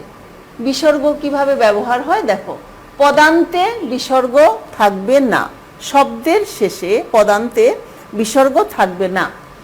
ক্রমশ, দ্বিতীয়ত, প্রধানত, মূলত, প্রথমত। তারপরে দেখছি কি পদমধ্যস্থ বিসর্গ থাকবে। আগে বলা হয়েছে যে পদের শেষে থাকবে না, এবার কিন্তু বলছে পদের মধ্যে যখন হয় তখন থাকবে। তাহলে অন্তস্থ, আমরা উদাহরণগুলো দেখছি, অন্তস্থ, দুঃখ, দুঃসহ, নিঃশব্দ, পুনঃ পুনঃ। আমরা এখন মূর্ধন্য নয়ের ব্যবহারটা এবং দন্তন্য নয়ের ব্যবহারটা আমরা দেখব। যুক্ত ব্যঞ্জনে ট বর্গীয় ধ্বনির আগে তৎসম শব্দে সবসময় মূর্ধন্য ন হয়। যুক্ত ব্যঞ্জনে অর্থাৎ যদি কোনো টয়ের সাথে অন্য কোনো ব্যঞ্জন ধ্বনি যুক্ত হয় তখন সেখানে হয়ে যাবে সেটা কি, মূর্ধন্য ন। অর্থাৎ ন যদি কখনো হয় তাহলে অবশ্যই সেখানে হয়ে যাবে মূর্ধন্য ন। আর কোথায়, ট বর্গে। ট বর্গে কি কি আছে, ট, ঠ, ড, ঢ। এই অবশ্যই মূর্ধন্য ন আছে, আমার সেটা আর বলার দরকার নেই। তাহলে তোমরা উদাহরণগুলি দেখো, ঘণ্টা, লণ্ঠন, কাণ্ড, অকাল কুষ্মাণ্ড। অকাল কুষ্মাণ্ড শব্দের অর্থ হলো অপদার্থ। তাহলে এবার কিন্তু আর তোমাদের ভুল হওয়ার সম্ভাবনা নেই, তোমরা বুঝে গেছো। তারপরে আমরা যাচ্ছি তৎসম শব্দে। রি, অন্তস্থ র, র ফলা, রেফ ফলা, মূর্ধন্যস্য, ক্ষীয়, এই বর্ণগুলোর পরেও মূর্ধন্য ন হয়। আবারও বলছি, রি, অন্তস্থ র, র ফলা, রেফ ফলা, মূর্ধন্যস্য এবং ক্ষীয়, এরপর মূর্ধন্য ন হয়। আমরা উদাহরণের মাধ্যমে তাহলে দেখে নিই। ঋণ, তৃণ, অরণ্য, ত্রাণ, বর্ণ, ভাষণ, ক্ষণিক। এরপরে আমরা যাচ্ছি একই শব্দের মধ্যে রি, রিকার, অন্তস্থ র, র ফলা, রেফ ফলা, মূর্ধন্যস্য, ক্ষীয়। অর্থাৎ আমরা আগে যেটা দেখে আসছি, এরপরে আমাদের এখন নতুন একটা বিষয় এখানে যুক্ত হবে। সেটা কি, ক বর্গ, প বর্গ এবং অন্তস্থ জ, অন্তস্থ অ, হ, অনুস্বার, এই বর্ণগুলো থাকলে সব সময়ই মূর্ধন্য ন হবে। আগে যেটুকু ছিল তার সঙ্গে এখন আবার যুক্ত হয়েছে ক বর্গ বা প বর্গের যদি কোনো বর্ণ থাকে, কিংবা এই যে অন্তস্থ জ, অন্তস্থ অ, হ, অনুস্বার, এইগুলো থাকতে পারে। কিরকম, আমরা তাহলে উদাহরণগুলো একটু দেখে নিই। দেখো, কৃপণ, এই যে কৃপণ শব্দটা এখানে বলা হয়েছে, ক্রি, কয়ের সাথে রি আছে, কিন্তু রি এর পরে এখন যুক্ত হয়েছে কি, প বর্গ। প বর্গের এই যে প, তোমরা একটু খেয়াল করো তাহলেই বুঝতে পারবে। সাথে সাথে তোমরা যদি খাতায় লিখো তাহলে তোমাদের এটা মুখস্থ হয়ে যাবে। তাহলে রি, রি এর পরে আসছে প বর্গ, এর পরে ন হয়েছে। তাহলে তোমরা ধরতে পেরেছো। এরপরে আসো, দেখো অগ্রহায়ণ। অগ্র বলেছি রফলা, রফলার পর আবার এখানে আছে হ, হ যদি থাকে তাহলে হয়ে গেছে। আবার অন্তস্থ অ আছে, অন্তস্থ অ, তারপরেই হয়ে যাচ্ছে মূর্ধন্য ন। তোমাদের বোধহয় এখন আর বুঝতে অসুবিধা হচ্ছে না। নির্বাণ, নির্বাণ, নিরবাণ। তাহলে কি হচ্ছে, নি এর পরে কিন্তু র আছে একটা, তাহলে রি র, এর পরে যদি মূর্ধন্য ন হয় তাহলে এখানে কি হচ্ছে, র এর পরে আসছে প বর্গ, প বর্গের ব আসছে এখানে। একটু বোঝার চেষ্টা করো, র এর পরে আসছে প বর্গের ব, যার কারণে এর পরেই হয়ে গেছে মূর্ধন্য ন। অবশ্যই এরপরে আছে দেখো ক্ষীয়। ক্ষীয়র পরে আমরা বলেছি যে ক্ষীয়র পরে যদি ক বর্গ বা প বর্গ থাকে তাহলে আমরা এখানে কি বর্গ পাচ্ছি বলো তো দেখি। এখানে আমরা প বর্গ পেয়েছি, প বর্গের ম কে পেয়েছি। তাহলে ক্ষীয়র পরে পেয়েছি ম, তার জন্যই প বর্গ, তার জন্যই এখানে মূর্ধন্য ন হয়েছে। এরপরে দেখো প্র, পরা, পরি, নির, এই চারটি উপসর্গ। তোমরা তো উপসর্গ নিশ্চয়ই পড়েছো এর আগে, তাই এগুলো কোন উপসর্গ জানো তো? তৎসম উপসর্গ। এই তৎসম উপসর্গের কেবলমাত্র এই চারটি উপসর্গ যদি থাকে, এরপর নম, নস, নি, নু, অন, হন প্রভৃতি ধাতুর দন্তন্য স্থলে মূর্ধন্য ন হবে। আবার বলছি, প্র, পরা, পরি, নির, এই চারটি উপসর্গের পর নম, নস, নি, নু, অন, হন প্রভৃতি ধাতুগুলো। ধাতু কি দেখো, ব্যাকরণ একটার সাথে আরেকটা কিরকম চেনের মতো আছে, ধাতুটা শব্দটা আসছে, ক্রিয়াপদের যে মূল সেটাকেই বলে ধাতু। ধাতু যখন উচ্চারণ হয় তখন কিন্তু আমাদের এইরকম উচ্চারণগুলো হয়, যেমন করছি এটা ক্রিয়াপদ, ছিটা বাদ দিয়ে দিলেই কর, এটা হচ্ছে ধাতুর, এখানে হয়ে যাবে মূর্ধন্য ন। তাহলে আমরা উদাহরণটা দেখি। প্রনাম, তাহলে প্র ছিল, এখানে একটা উপসর্গ, প্র এর পরেই মূর্ধন্য ন হয়েছে। এরপরে দেখো পরিণতি, কি চমৎকার না, পরি তারপরেই হয়েছে নতি, এখানে মূর্ধন্য ন হয়েছে। এরপরে পরাণ, পরা আছে তারপরে মূর্ধন্য ন হয়েছে। শেষেরটা তোমাদের একটু মনে হতে পারে যে এটা কি করে হলো, নির, দেখা যাচ্ছে না তো, হ্যাঁ আমি বলছি নির্ণয়, যদি উচ্চারণটা করো নির্ণয়, এই যে র আগে হয়েছে তারপরেই মূর্ধন্য ন হয়েছে। আমার মনে হয় শিক্ষার্থীরা তোমরা অনেকখানি বুঝতে পারছো। এবার দেখো, যুক্ত বর্ণ গঠনে অতৎসম শব্দে ট বর্গের পূর্বে দন্তন্য হয়। আগে বলেছি মূর্ধন্য ন, এখন বলছি দন্ত ন। যেমন, কারণ তোমাদের বানানের বিভ্রান্তি হতে পারে যে এটা তো মূর্ধন্য ন ছিল, কিন্তু বলাই আছে যুক্ত বর্ণ গঠনে অতৎসম শব্দে ট বর্গের পূর্বে দন্তন্য হয়। তাহলে সেই শব্দগুলো একটু দেখে নিই। Current, brand, London, central. এরপরে দেখো, সন্ধি ও সমাস যোগে গঠিত শব্দের বানানে দন্তন্য বহাল থাকে। সন্ধি ও সমাস যোগে গঠিত শব্দের বানানে দন্তন্য বহাল থাকে। যেমন দুর্নাম, এগুলো সমাস যোগে হয়।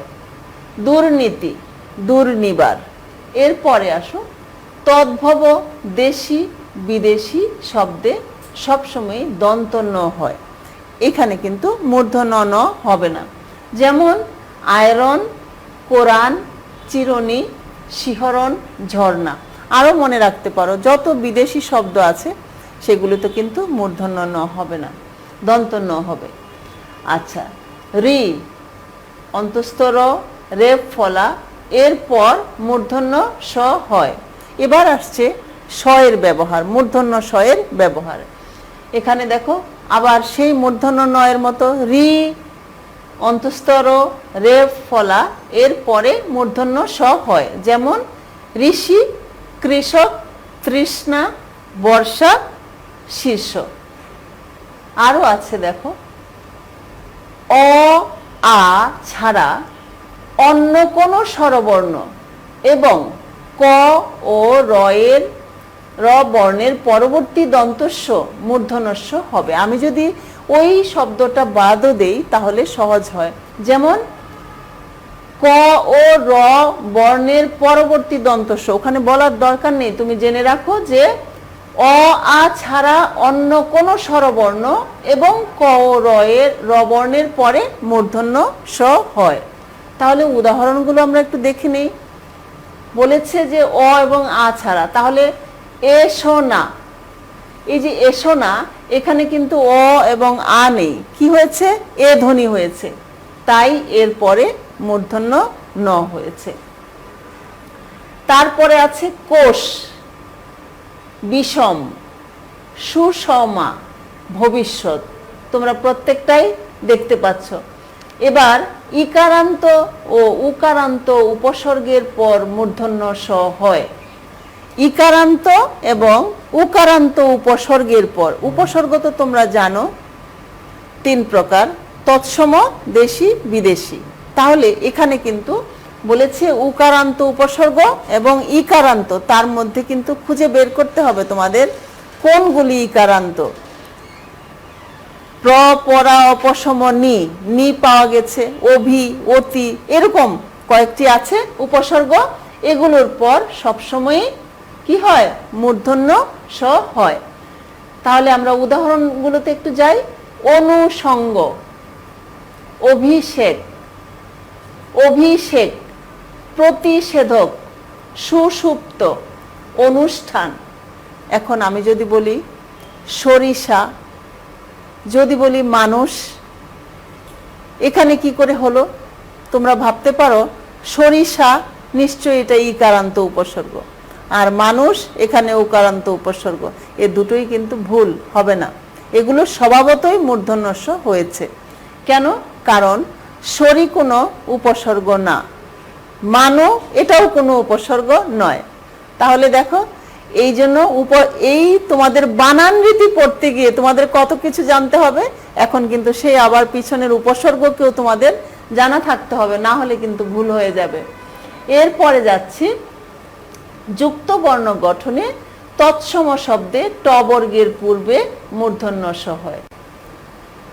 যুক্ত বর্ণে আগে বলেছিলাম যে ট বর্গের পূর্বে যদি কোনো ন হয় তখন মূর্ধন্য ন হবে, এখন হলো মূর্ধন্য স হবে।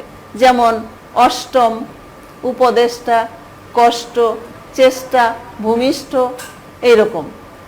ষষ্ঠী, এখানে একটা যদিও উদাহরণটা নেই, ট বর্গ ঠ দিয়েও আমি বললাম। এবার আসো পরের ইয়েতে যাই। সন্ধিতে প্রথম পদের শেষে ম থাকলে ক বর্গের পূর্বে ম স্থানে অনুস্বার হবে। সেটা কি শব্দে? তৎসম শব্দে। আমরা তাহলে উদাহরণটা দেখি। কিঙ্কর, ঝংকার, সংকীর্ণ, সংঘাত। এরপরে আমরা পরের লাইনে যাচ্ছি। উপযুক্ত নিয়মে সন্ধিজাত না হলে যুক্ত ব্যঞ্জনে ক বর্গের পূর্বে ম স্থানে উ হয়। উ, এটা অনেকেই বলে উম, উম কিন্তু না, এটা হলো উ ব্যবহার হয়। তাহলে আমরা দেখিনি, আমরা হয়তো ভাবতে পারি যে আকাঙ্ক্ষা, এখানে অনুস্বার ব্যবহার করে ফেলবো, কঙ্কাল, এখানে অনুস্বার ব্যবহার করব না। এটারও নিয়ম আছে, আমাদের নিয়মটা বুঝতে হবে। উপযুক্ত নিয়মে সন্ধিজাত না হলে যুক্ত ব্যঞ্জনে ক বর্গের পূর্বে ম স্থানে উ হবে। যেমন আকাঙ্ক্ষা, অঙ্কুর, কঙ্কাল, গঙ্গা, শিক্ষাঙ্গন। এরপরে আসছি প্রত্যয় ও বিভক্তিহীন শব্দের শেষে অনুস্বার ব্যবহৃত হয়। প্রত্যয় এবং বিভক্তিহীন শব্দের শেষে, যেমন আড়ং। আড়ং মানে কি জানো? মেলা, হাট বাজার হতে পারে। আড়ং এবং ঠ্যাং, ফড়িং, সিং, এই ধরনের শব্দগুলোতে অনুস্বার ব্যবহার হবে। তবে অনুস্বারযুক্ত শব্দে প্রত্যয়, বিভক্তি বা স্বরবর্ণ যুক্ত হলে অনুস্বার স্থলে উ হবে। কেউ কাউকে ছেড়ে নয় কিন্তু, দেখো তবে অনুস্বারযুক্ত শব্দে প্রত্যয়, বিভক্তি বা স্বরবর্ণ যুক্ত হলে অনুস্বারের জায়গায় কি হচ্ছে? তাকে বসতে দেবে না। এখন ও বলছে আমি বসবো এই জায়গায়। তাহলে সেরকম উদাহরণগুলো আমরা দেখি। এখানে দেখো, একার বসানো হয়েছে আড়ঙে, ফড়িংয়ের ঢঙে, রাঙিয়ে। এতক্ষণ আমরা যে বানান নিয়ে আলোচনা করলাম, নিশ্চয়ই তোমরা অনেকখানি বোঝার চেষ্টা করেছো। কিরকম বোঝার চেষ্টা করেছো আমরা একটু এখন সেটাই দেখব। আমি এখানে কতগুলো বানান লিখেছি, তোমরা নিশ্চয়ই ধরতে পারবে যে বানানগুলো কোথায় কি ভুল আছে। তাহলে তোমরা একটু খাতায় লিখে ফেলো। পুরস্কার, দুর্নাম, কোরআন, পোশাক, সুষম। কোথায় ভুল হয়েছে তোমরা কি ধরতে পারছো? আমি বলছি পুরস্কার আর পরিষ্কার, এই দুটোর মধ্যে কিন্তু শব্দের বর্ণের পার্থক্য আছে। পরিষ্কারে সবসময় মূর্ধন্যস্ব হবে, পরিষ্কার বানানে হবে সবসময় মূর্ধন্যস্ব, আর পুরস্কারে হবে দন্তস্ব। ভুলটা আমরা পেয়েছি এই জায়গায় যে এখানে দন্তস্ব প্রয়োগ হবে। দুর্নাম, এখানে কি হবে? নয়ের এই জায়গাটা হলো এখানে চেঞ্জ করতে হবে। তারপরে কোরআন, কুরআন, এখানে কি হয়েছে? মূর্ধন্য ন ব্যবহার হয়েছে, কারণ এটা বিদেশি শব্দ, এখানে মূর্ধন্য ন হবে না, এটা দন্তন্য হবে। পোশাক, এখানে মূর্ধন্যস্ব হবে না, সেটা হবে তালব্যস্ব। এরপরে আছে সুষম। সুষম খাবার, তাই না? আমরা বলি এই সুষমতেও হবে সু উপসর্গ আছে। তোমাদের উপসর্গের বেলায় পড়েছিলাম ওকারান্ত উপসর্গের পর মূর্ধন্যস্য হবে, তাহলে এখানে হবে মূর্ধন্যস্য। বুঝতে পেরেছো শিক্ষার্থী বন্ধুরা? এতক্ষণ যে আমরা বানান আলোচনা করলাম, লিখলাম, পড়লাম, তোমরা নিশ্চয়ই কিছুটা হলেও বুঝতে পেরেছো, আর বাসায় বসেও তোমরা সেটা পড়বে। এখান থেকে আমরা শিখেছি যে বানানের প্রত্যেকটা বানানের জন্য আলাদা আলাদা নিয়ম আছে। ঝটপট তোমরা খাতায় বাড়ির কাজটা লিখে ফেলো। আমি একটা প্যারা করে দিয়েছি, আষাঢ়ে বৃষ্টি হয়। তোমরা এতক্ষণে ধরতে পারছো যে কোথায় কোথায় ভুলগুলো হয়েছে।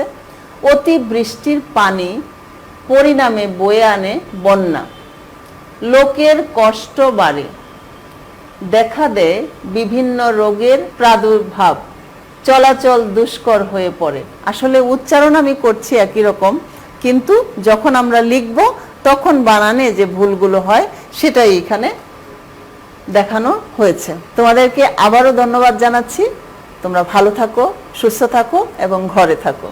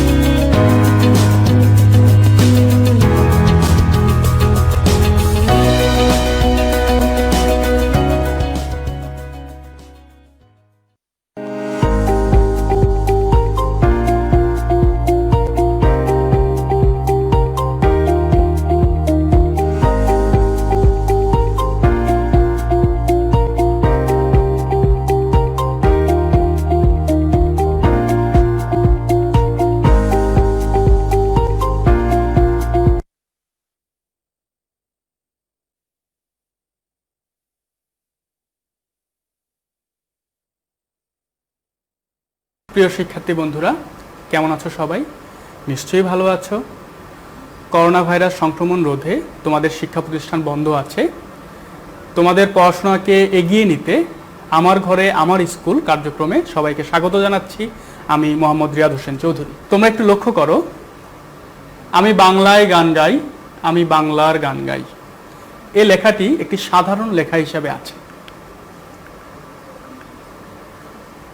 ঠিক একই লেখা দেখো একটু আগের চেয়ে মোটা বা বোল্ড অক্ষরে আছে। এই লেখাটি একটু ইটালিক ফরম্যাটে আছে।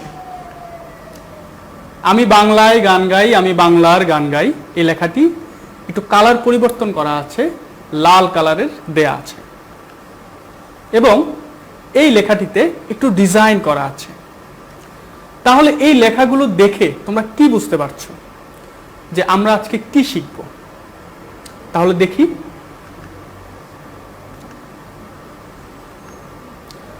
আমাদের আজকের পাঠের বিষয়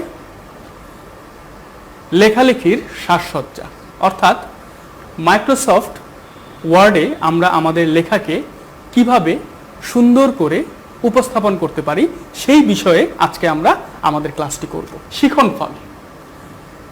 1 নম্বর যে শিখনফলটি আছে সেটি হচ্ছে ছবি যুক্ত করার কৌশল জানতে পারবে, লেখার মার্জিন পরিবর্তন করতে পারবে, ওয়ার্ড প্রসেসরে কোনো লেখাকে কিভাবে বুলেট ব্যবহার করব আমরা সেই সম্পর্কে জানতে পারবে, বাংলা ফন্টের ব্যবহার শিখতে পারবে এবং সর্বোপরি একটি টেবিল কিভাবে তৈরি করতে হয় সেই ব্যাপারে তোমরা শিখতে পারবে। ছবিতে একটু লক্ষ্য করো, গত ক্লাসে আমরা শিখিয়েছিলাম আমাদের অনেকগুলো বার থাকে। প্রথমে টাইটেল বার, তারপরে মেনু বার, তারপরে ফরম্যাটিং বার, এভাবে করে অনেকগুলো বার থাকে। মেনু বারের ইনসার্টে আমরা যাব। ইনসার্টে যাওয়ার পরে লক্ষ্য করো পিকচার, আমি গোল চিহ্ন দিয়ে দিয়েছি। পিকচারে ক্লিক করতে হবে এবং পিকচারে ক্লিক করলে তোমাদের ইনসার্ট অপশন আসবে।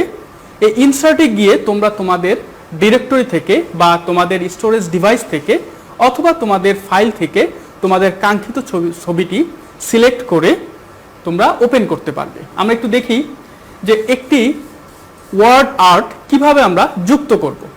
একইভাবে তোমরা মেনু বারে যাবে, মেনু বারের ইনসার্ট অপশনে যাবে। ইনসার্টে গেলে দেখো একটু ডান পাশে এ লেখা আছে, একটু ডান পাশে এ লেখা আছে। এই লেখাটিতে যদি আমরা ক্লিক করি তাহলে একটি ড্রপ বক্সে আমরা অনেকগুলো ফরম্যাট দেখতে পাবো। একটু লক্ষ্য করো, আমরা 3 নম্বর যে ফরম্যাটটি আছে এই ফরম্যাটে আমরা ওয়ার্ড আর্ট যুক্ত করব। এরপর মার্জিন ঠিক করা, লেখালেখির সাজসজ্জা, অর্থাৎ তোমার যে লেখাটি আছে সেই লেখাটিকে তোমরা একটা অ্যালাইনমেন্ট করবে, তোমার লেখাটিকে তোমরা প্যারাগ্রাফ আকারে ভাগ করবে বা লেখার কালার পরিবর্তন করবে, তারই একটি অংশ হচ্ছে মার্জিন করা।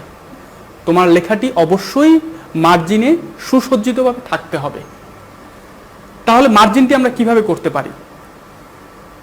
একই বারে অর্থাৎ মেনু বারে পেজ লেআউট নামে একটি অপশন আছে। এই পেজ লেআউটে ক্লিক করলে তোমরা দেখো প্রথমেই সাইজ আছে, তারপরে কলাম আছে। সাইজে ক্লিক করলে তোমরা তোমাদের পেজের যে সাইজ সেটিকে নির্বাচন করতে পারবে, অর্থাৎ তোমার পেজটি যদি হয় A4 অথবা A5 অথবা লেটার গ্রেডের যে কোনো পেজ তোমরা এই পেজ সাইজ থেকে নির্বাচন করতে পারবে। এরপর হচ্ছে কলাম। তোমরা কি তোমার পেজে 2টি কলামে লিখতে চাও, নাকি 3টি কলামে লিখতে চাও, নাকি একটি কলামে লিখতে চাও, সেটিও তোমরা এই কলামস অপশন থেকে নির্বাচন করতে পারবে। এসো তাহলে আমরা প্যারাগ্রাফের লাইনের ব্যবধান বা 2টি প্যারাগ্রাফের মাঝখানে কতটুকু জায়গা খালি থাকবে সেটি আমরা একটু দেখে নেই। প্রথমেই দেখো লেখা আছে লেফট, অর্থাৎ বাঁ পাশে আমরা কতটুকু জায়গা খালি রাখব। এখানে শূন্যের পরে দেখো ডবল কোটেশন একটি চিহ্ন আছে। এর মানে হচ্ছে তুমি কত ইঞ্চি জায়গা খালি রাখবে। এখানে তুমি 1 ইঞ্চি জায়গা খালি রাখতে পারো অথবা 0.5 জায়গা খালি রাখতে পারো। এভাবে তুমি লেফট, রাইট, বিফোর এবং আফটার চারদিকেই তোমার প্যারাগ্রাফের জায়গা খালি রাখতে পারবে। বুলেটিং করা। বুলেটিং করা মানে হচ্ছে তোমার লেখাটিকে পয়েন্ট আউট করা, অর্থাৎ ধরে নাও তোমরা লিখতে চাচ্ছ আমার প্রিয় খাবার 1 number ice cream, 2 number chocobar, 3 number phuchka. এখন দেখো এই যে তুমি সিরিয়াল করছো 1, 2, 3, এই সিরিয়াল বা ক্রমানুসারে সাজানোকেই আমরা বুলেটিং বলবো। এখন এই বুলেটিং আমরা 2 ভাবে করতে পারি, একটি হচ্ছে নাম্বারিং, আরেকটি হচ্ছে কোনো চিহ্ন ব্যবহার করে বা প্রতীক ব্যবহার করে। একটু লক্ষ্য করো, আমরা সেই মেনু বারে গেলাম, মেনু বারে যাওয়ার পরে মেনু বারের ঠিক নিচেই দেখো একটি ফরম্যাটিং বার আছে এবং লক্ষ্য করো ফরম্যাটিং বারে আমার দ্বিতীয় ছবিতে ক্লিক করা আছে। সেখানে ক্লিক করলে তোমার অনেকগুলো বুলেট চলে আসবে। সেখান থেকে আমি প্রথম বুলেটটি সিলেক্ট করেছি। এখানে লক্ষণীয় তোমাদের একটি কথা মনে রাখতে হবে, তোমরা যেই লেখার উপরে বুলেট দিতে চাও সেই লেখাটি অবশ্যই নির্বাচন করতে হবে, অর্থাৎ প্রথমে তোমাকে সিলেক্ট করে নিতে হবে। প্রথম স্লাইডে দেখো ম্যাঙ্গো, অ্যাপল, লিচি এবং জ্যাকফ্রুটস এই লেখাগুলো সিলেক্ট করা আছে এবং পরবর্তীতে সেই লেখাগুলোর উপরেই দেখো ডট বুলেট চলে এসেছে। আশা করি তোমরা বুঝতে পারছো। এবারে আসি, কিছুক্ষণ আগে বললাম যে বুলেট এবং নাম্বারিং। বুলেটটি আমরা দেখলাম, এবারে নাম্বারিং কিভাবে করব দেখো। একইভাবে লেখাটিকে প্রথমে আমরা নির্বাচন করব, তারপরে বুলেটের পাশেই দেখো একটি চিহ্ন আছে যেটি নাম্বারিং এর জন্য ব্যবহার করা হয়। সেখানে যদি আমরা ক্লিক করি তাহলে লক্ষ্য করো যে নাম্বারিংটা আমরা কিভাবে করব। 1-এর পরে ডট আছে, 1-এর পরে ব্র্যাকেট আছে অথবা 1 আছে, ABCD দিয়ে লিখতে পারি। আমরা যেভাবে লিখতে চাই সেটাকে নির্বাচন করব এবং সাথে সাথে আমাদের কাঙ্ক্ষিত রেজাল্টটি পেয়ে যাব। প্রিয় শিক্ষার্থী বন্ধুরা, এসো আমরা আমাদের কিবোর্ডের বিশেষ কিছু কি আছে সেগুলো একটু দেখে নিই। সবার উপরে যে কিগুলো দেখতে পাচ্ছ সেই কিগুলোকে আমরা বলবো ফাংশন কি, যেটি একটু লক্ষ্য করো F1 থেকে শুরু করে F12 পর্যন্ত আমাদের এই ফাংশন কিগুলো আছে এবং বাঁ পাশে উপরে দেখো একটি ESC নামে একটি বাটন আছে, তার নাম হচ্ছে এসকেপ। এছাড়াও দেখো ABCD বিভিন্ন চিহ্ন প্রতীক দিয়ে অনেকগুলো কি আছে। নিচে যে লম্বা সবচেয়ে একটি বড় কি আছে সেই কিটি হচ্ছে স্পেস বার, অর্থাৎ দুটি শব্দের মাঝখানে তোমরা যতটুকু জায়গা খালি রাখতে চাও সেই অনুযায়ী এই স্পেস বার ব্যবহার করা হয়। সর্বডানে দেখো আমাদের কিছু নাম্বার প্যাড আছে 0 থেকে শুরু করে 9 পর্যন্ত, এছাড়াও ডট, এন্টার, প্লাস, মাইনাস সহ অনেকগুলো কি আছে। বাংলা ব্যবহার করার জন্য আমরা এখন দুই ধরনের সফটওয়্যার ব্যবহার করি, একটি হচ্ছে বিজয়, আরেকটি হচ্ছে অভ্র। আমরা অভ্র সফটওয়্যারটি ব্যবহার করে নিকোশব্যান ফন্ট ব্যবহার করি। যদি আমরা বিজয় বাংলা কিবোর্ড ব্যবহার করি তাহলে সুতুনি এমজি সহ অনেক ধরনের ফন্ট আছে, সেগুলো ব্যবহার করি। তোমরা ইন্টারনেটে সার্চ দিলে এই কিবোর্ডের লেআউটটি পেয়ে যাবে। এখানে লক্ষণীয় যে বাংলা বিজয় কিবোর্ড যদি আমরা ব্যবহার করতে চাই তাহলে কিবোর্ডের অল্টার এবং কন্ট্রোল ধরে রেখে বি প্রেস করতে হবে। আবার বলছি তোমাদেরকে, অল্টার এবং কন্ট্রোল ধরে রেখে বি প্রেস করতে হবে, তাহলে আমাদের যে কম্পিউটারের কিবোর্ড সেটআপ সেটি ইংরেজি থেকে বাংলা বিজয় কিবোর্ডে চলে আসবে। কিছু আমাদের বিশেষ যুক্তাক্ষর একটু দেখে নেই। একটু লক্ষ্য করো, ক্ষিয়। ক্ষিয় লেখার জন্য আমরা কিবোর্ডের কোন কোন বাটনটি প্রেস করব? দেখো, যে প্রথমে প্রেস করে তারপরে জি প্রেস করতে হবে এবং ক্যাপিটাল এন প্রেস করতে হবে, অর্থাৎ শিফট ধরে রেখে এন প্রেস করতে হবে, তাহলেই আমাদের ক্ষিয় চলে আসবে। অর্থাৎ জে হচ্ছে ক এবং জি হচ্ছে হসন্ত যেটাকে আমরা বলি বাংলায়, এবং এন হচ্ছে মূর্ধন্য ষ। এভাবে দেখো বিভিন্ন যুক্তাক্ষর এখানে দেয়া আছে, যদি তোমরা এখান থেকে লিখে নাও লিখে নিতে পারো, অথবা তোমরা ইন্টারনেটে সার্চ করলে, গুগলে সার্চ করলে আমাদের এই লেআউটগুলো পেয়ে যাবে। এবারে এসো আমরা কিবোর্ডের কিছু কাজ সম্পর্কে জেনে নিই। প্রথমেই শিফট কি। শিফট কি যদি আমরা চেপে ধরে রাখি তাহলে কোনো লেখাকে আমরা বড় হাতের লেখা বা ছোট হাতের লেখায় লিখতে পারবো। যেমন ধরো, আমি প্রথমে কিবোর্ডের আর বাটনে ক্লিক করলাম, এখন লেখাটি ছোট হাতের লেখা আসলো। যদি আমরা শিফট ধরে রেখে আরে ক্লিক করি তাহলে এই আর লেখাটি বড় অক্ষরে চলে আসবে। লেখার মাঝখানে যদি আমরা কিছুটা ব্যবধান রাখতে চাই, একটা গ্যাপ রাখতে চাই, তাহলে আমরা স্পেস বার ব্যবহার করব। যদি আমরা নতুন কোনো লাইনে যেতে চাই তাহলে আমরা এন্টার বাটন ক্লিক করব। যখন লেখা হয় তখন কার্সর যেখানে অবস্থান করে না, যদি আমরা সেইখানে আমার কার্সরটি নিতে চাই তাহলে মাউস বাটনটিকে নিয়ে আমরা সেখানে ক্লিক করব। এবং ডিলিট বাটনটি চাপ দিলে আমাদের লেখাটি বা কোনো একটি নির্দিষ্ট অক্ষর অথবা নির্বাচন করা কোনো লেখা মুছে যাবে। এই মোছার ক্ষেত্রে একটু তোমাদেরকে জানিয়ে রাখি, ডিলিট হচ্ছে ডান পাশের লেখাকে আমরা যদি মুছতে চাই তাহলে ডিলিট অপশনটা ব্যবহার করব।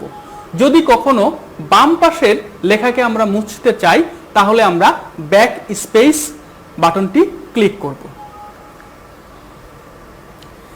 এবারে আসো আমরা মাইক্রোসফট ওয়ার্ডে একটি টেবিল কিভাবে প্রস্তুত করতে পারি সেটি লক্ষ্য করি। আবার তোমরা সেই মাইক্রোসফট ওয়ার্ডের মেনু বারে চলে যাবে। মেনু বারে গেলে ইনসার্ট নামে একটি অপশন আছে, তোমরা ইনসার্টে ক্লিক করলে দেখবে টেবিল নামে আরেকটি অপশন আছে। যদি তোমরা টেবিলে ক্লিক করো তাহলে ইনসার্ট টেবিল নামে একটি বক্স চলে আসবে। একটু ডান পাশে তোমরা লক্ষ্য করো যে ইনসার্ট টেবিল, এই যে একটি বক্স চলে এসেছে, এখানে তোমাদের কাছ থেকে নাম্বার অফ কলামস এবং নাম্বার অফ রোস জানতে চাইবে। অর্থাৎ তোমরা যে টেবিলটি তৈরি করবে সেই টেবিলটির কতটি কলাম থাকবে এবং কতটি রো থাকবে সেটি তোমার কাছে জানতে চাইবে। ধরো আমি এখানে দিয়েছি 5টি কলাম এবং 2টি রো, লিখে ওকে প্রেস করতে হবে। এটা লক্ষ্য করো, যদি তোমরা 5টি কলাম এবং 2টি রো লিখে ওকে দাও তাহলে নিচের যে টেবিলটি, এই টেবিলটি চলে আসবে এবং এই টেবিলে তোমরা তখন তোমাদের কাঙ্ক্ষিত লেখাটি লিখতে পারবে। এবারে আসো আমি ওয়ার্ড প্রসেসরের কিছু উল্লেখযোগ্য বৈশিষ্ট্য নিয়ে তোমাদেরকে আলোচনা করি। এই প্রোগ্রামে ভুল হওয়ার সাথে সাথে আমরা সংশোধনের সুযোগ পাই। নানানভাবে লেখাকে আমরা উপস্থাপন করতে পারি, অর্থাৎ আমরা লেখাকে যে কোনো স্টাইল দিতে পারি, কালার দিতে পারি, ফন্টের সাইজ ছোট বড় করতে পারি, প্যারাগ্রাফের ব্যবধান বাড়াতে পারি, কমাতে পারি, অ্যালাইনমেন্ট করতে পারি, ডানে লেখা বামে নিতে পারি, বামের লেখা ডানে নিতে পারি। বিভিন্নভাবে আমরা এই লেখাটাকে উপস্থাপন করতে পারি। যে কোনো লেখার সাথে প্রয়োজনে আমরা ছবি বা কোনো গ্রাফ বা কোনো টেবিল অথবা কোনো চার্ট আমরা সংযুক্ত করে সেই লেখাটিকে আরো আকর্ষণীয় করতে পারি। একই সাথে আমরা একাধিক ডকুমেন্টস নিয়ে কাজ করতে পারি এবং প্রয়োজনে আমরা আমাদের তথ্যটি পরবর্তীতে ব্যবহারের জন্য আমাদের ফাইলটিকে সংরক্ষণ করতে পারি। আজকে আমরা যে ক্লাসটি করলাম সেই ক্লাসের কিছু মূল্যায়ন প্রশ্ন আমি লিখেছি। তোমরা নিশ্চয়ই কাগজ কলম নিয়ে প্রস্তুত আছো। তোমরা নিজেরা বাসায় এই মূল্যায়নের প্রশ্নগুলো চেষ্টা করে ফেলো। 1 নম্বরে আছে লেখার কালার পরিবর্তন কিভাবে করতে পারবো আমরা, অর্থাৎ লেখার কালার পরিবর্তন করার জন্য আমরা কি করব। ছবি যুক্ত করার জন্য কোন মেনু বারে আমাদেরকে যেতে হবে। বাংলা ফন্টের ব্যবহারের জন্য কিবোর্ডের কোন কি ব্যবহার করতে হবে। আমি কিছুক্ষণ আগে তোমাদেরকে দেখিয়েছিলাম যে বিজয় বাংলা যদি আমরা ব্যবহার করতে চাই তাহলে কি প্রেস করতে হবে। নিশ্চয়ই তোমাদের মনে আছে, কন্ট্রোল অল্টার ধরে রেখে বি প্রেস করতে হবে। ওয়ার্ড প্রসেসরে কোনো লেখাকে যদি আমরা কোনো বুলেট ব্যবহার করতে চাই বা কোনো নাম্বারিং ব্যবহার করতে চাই তাহলে কোন রিবনে বা কোন মেনুতে আমরা যাব। যে আমরা মেনু বারের ইনসার্টে যাব অথবা হোম পেজেও দেয়া থাকে, হোমের অপশনে গিয়ে আমরা আমাদের যে লেখার বুলেট বা নাম্বারিংটা পরিবর্তন করতে পারবো। এবং 5x4 টেবিলের তৈরি করার জন্য কি নিয়ম। কিছুক্ষণ আগেই তোমাদেরকে আমি শিখিয়েছি যে একটি টেবিল তৈরি করার জন্য যখন আমরা ইনসার্ট টেবিলে প্রেস করব তখন একটি অপশন আসবে এবং সেখানে তোমার কাছ থেকে নাম্বার অফ কলামস এবং নাম্বার অফ রো জানতে চাইবে। এখানে লক্ষ্য করো 5x4 অর্থাৎ কলাম হবে 5টা এবং রো হবে 4টা। প্রিয় শিক্ষার্থী বন্ধুরা, এসো তাহলে আজকের সম্পূর্ণ ক্লাসটি আমরা আরেকবার একটু শুনি। প্রথমেই আমরা আমাদের লেখার মার্জিন কিভাবে ব্যবহার করতে হয় সেটি শিখেছিলাম। কিভাবে একটি লেখায় ছবি যুক্ত করতে হয় সেটি দেখেছিলাম। ওয়ার্ড আর্ট ব্যবহার করে কিভাবে আমরা একটি লেখাকে আনতে পারি সেটি দেখেছিলাম এবং তার সাথে আমরা একটি টেবিল কিভাবে প্রস্তুত করতে পারি অর্থাৎ একটি টেবিল কিভাবে তৈরি করতে পারি এই ক্লাসটিও আমরা করেছিলাম। প্রিয় শিক্ষার্থী বন্ধুরা, এসো তাহলে আজকের ক্লাসের যে বাড়ির কাজ সেটি আমরা একটু দেখে নিই। নিশ্চয়ই তোমরা কাগজ কলম নিয়ে প্রস্তুত আছো। তোমাদের আজকের বাড়ির কাজ হচ্ছে তোমার ছবি সহ একটি বায়োডাটা তৈরি করে তোমরা তোমাদের যে বিষয়ভিত্তিক শিক্ষক আছে স্কুল খোলার পরে তোমরা তোমাদের বিষয়ভিত্তিক শিক্ষককে তোমাদের এই বাড়ির কাজটি দেখাবে এবং তিনি তোমাদের একটি মূল্যায়ন করবেন। প্রিয় শিক্ষার্থী বন্ধুরা, আজকের এই ক্লাসটি যদি তোমরা পুনরায় দেখতে চাও তাহলে আমার ঘরে আমার স্কুল ফেসবুক পেজে, আমার ঘরে আমার স্কুল ইউটিউব চ্যানেলে তোমরা দেখতে পাবে। এছাড়াও যদি তোমাদের কোনো সুচিন্তিত মতামত থাকে তাহলে তোমরা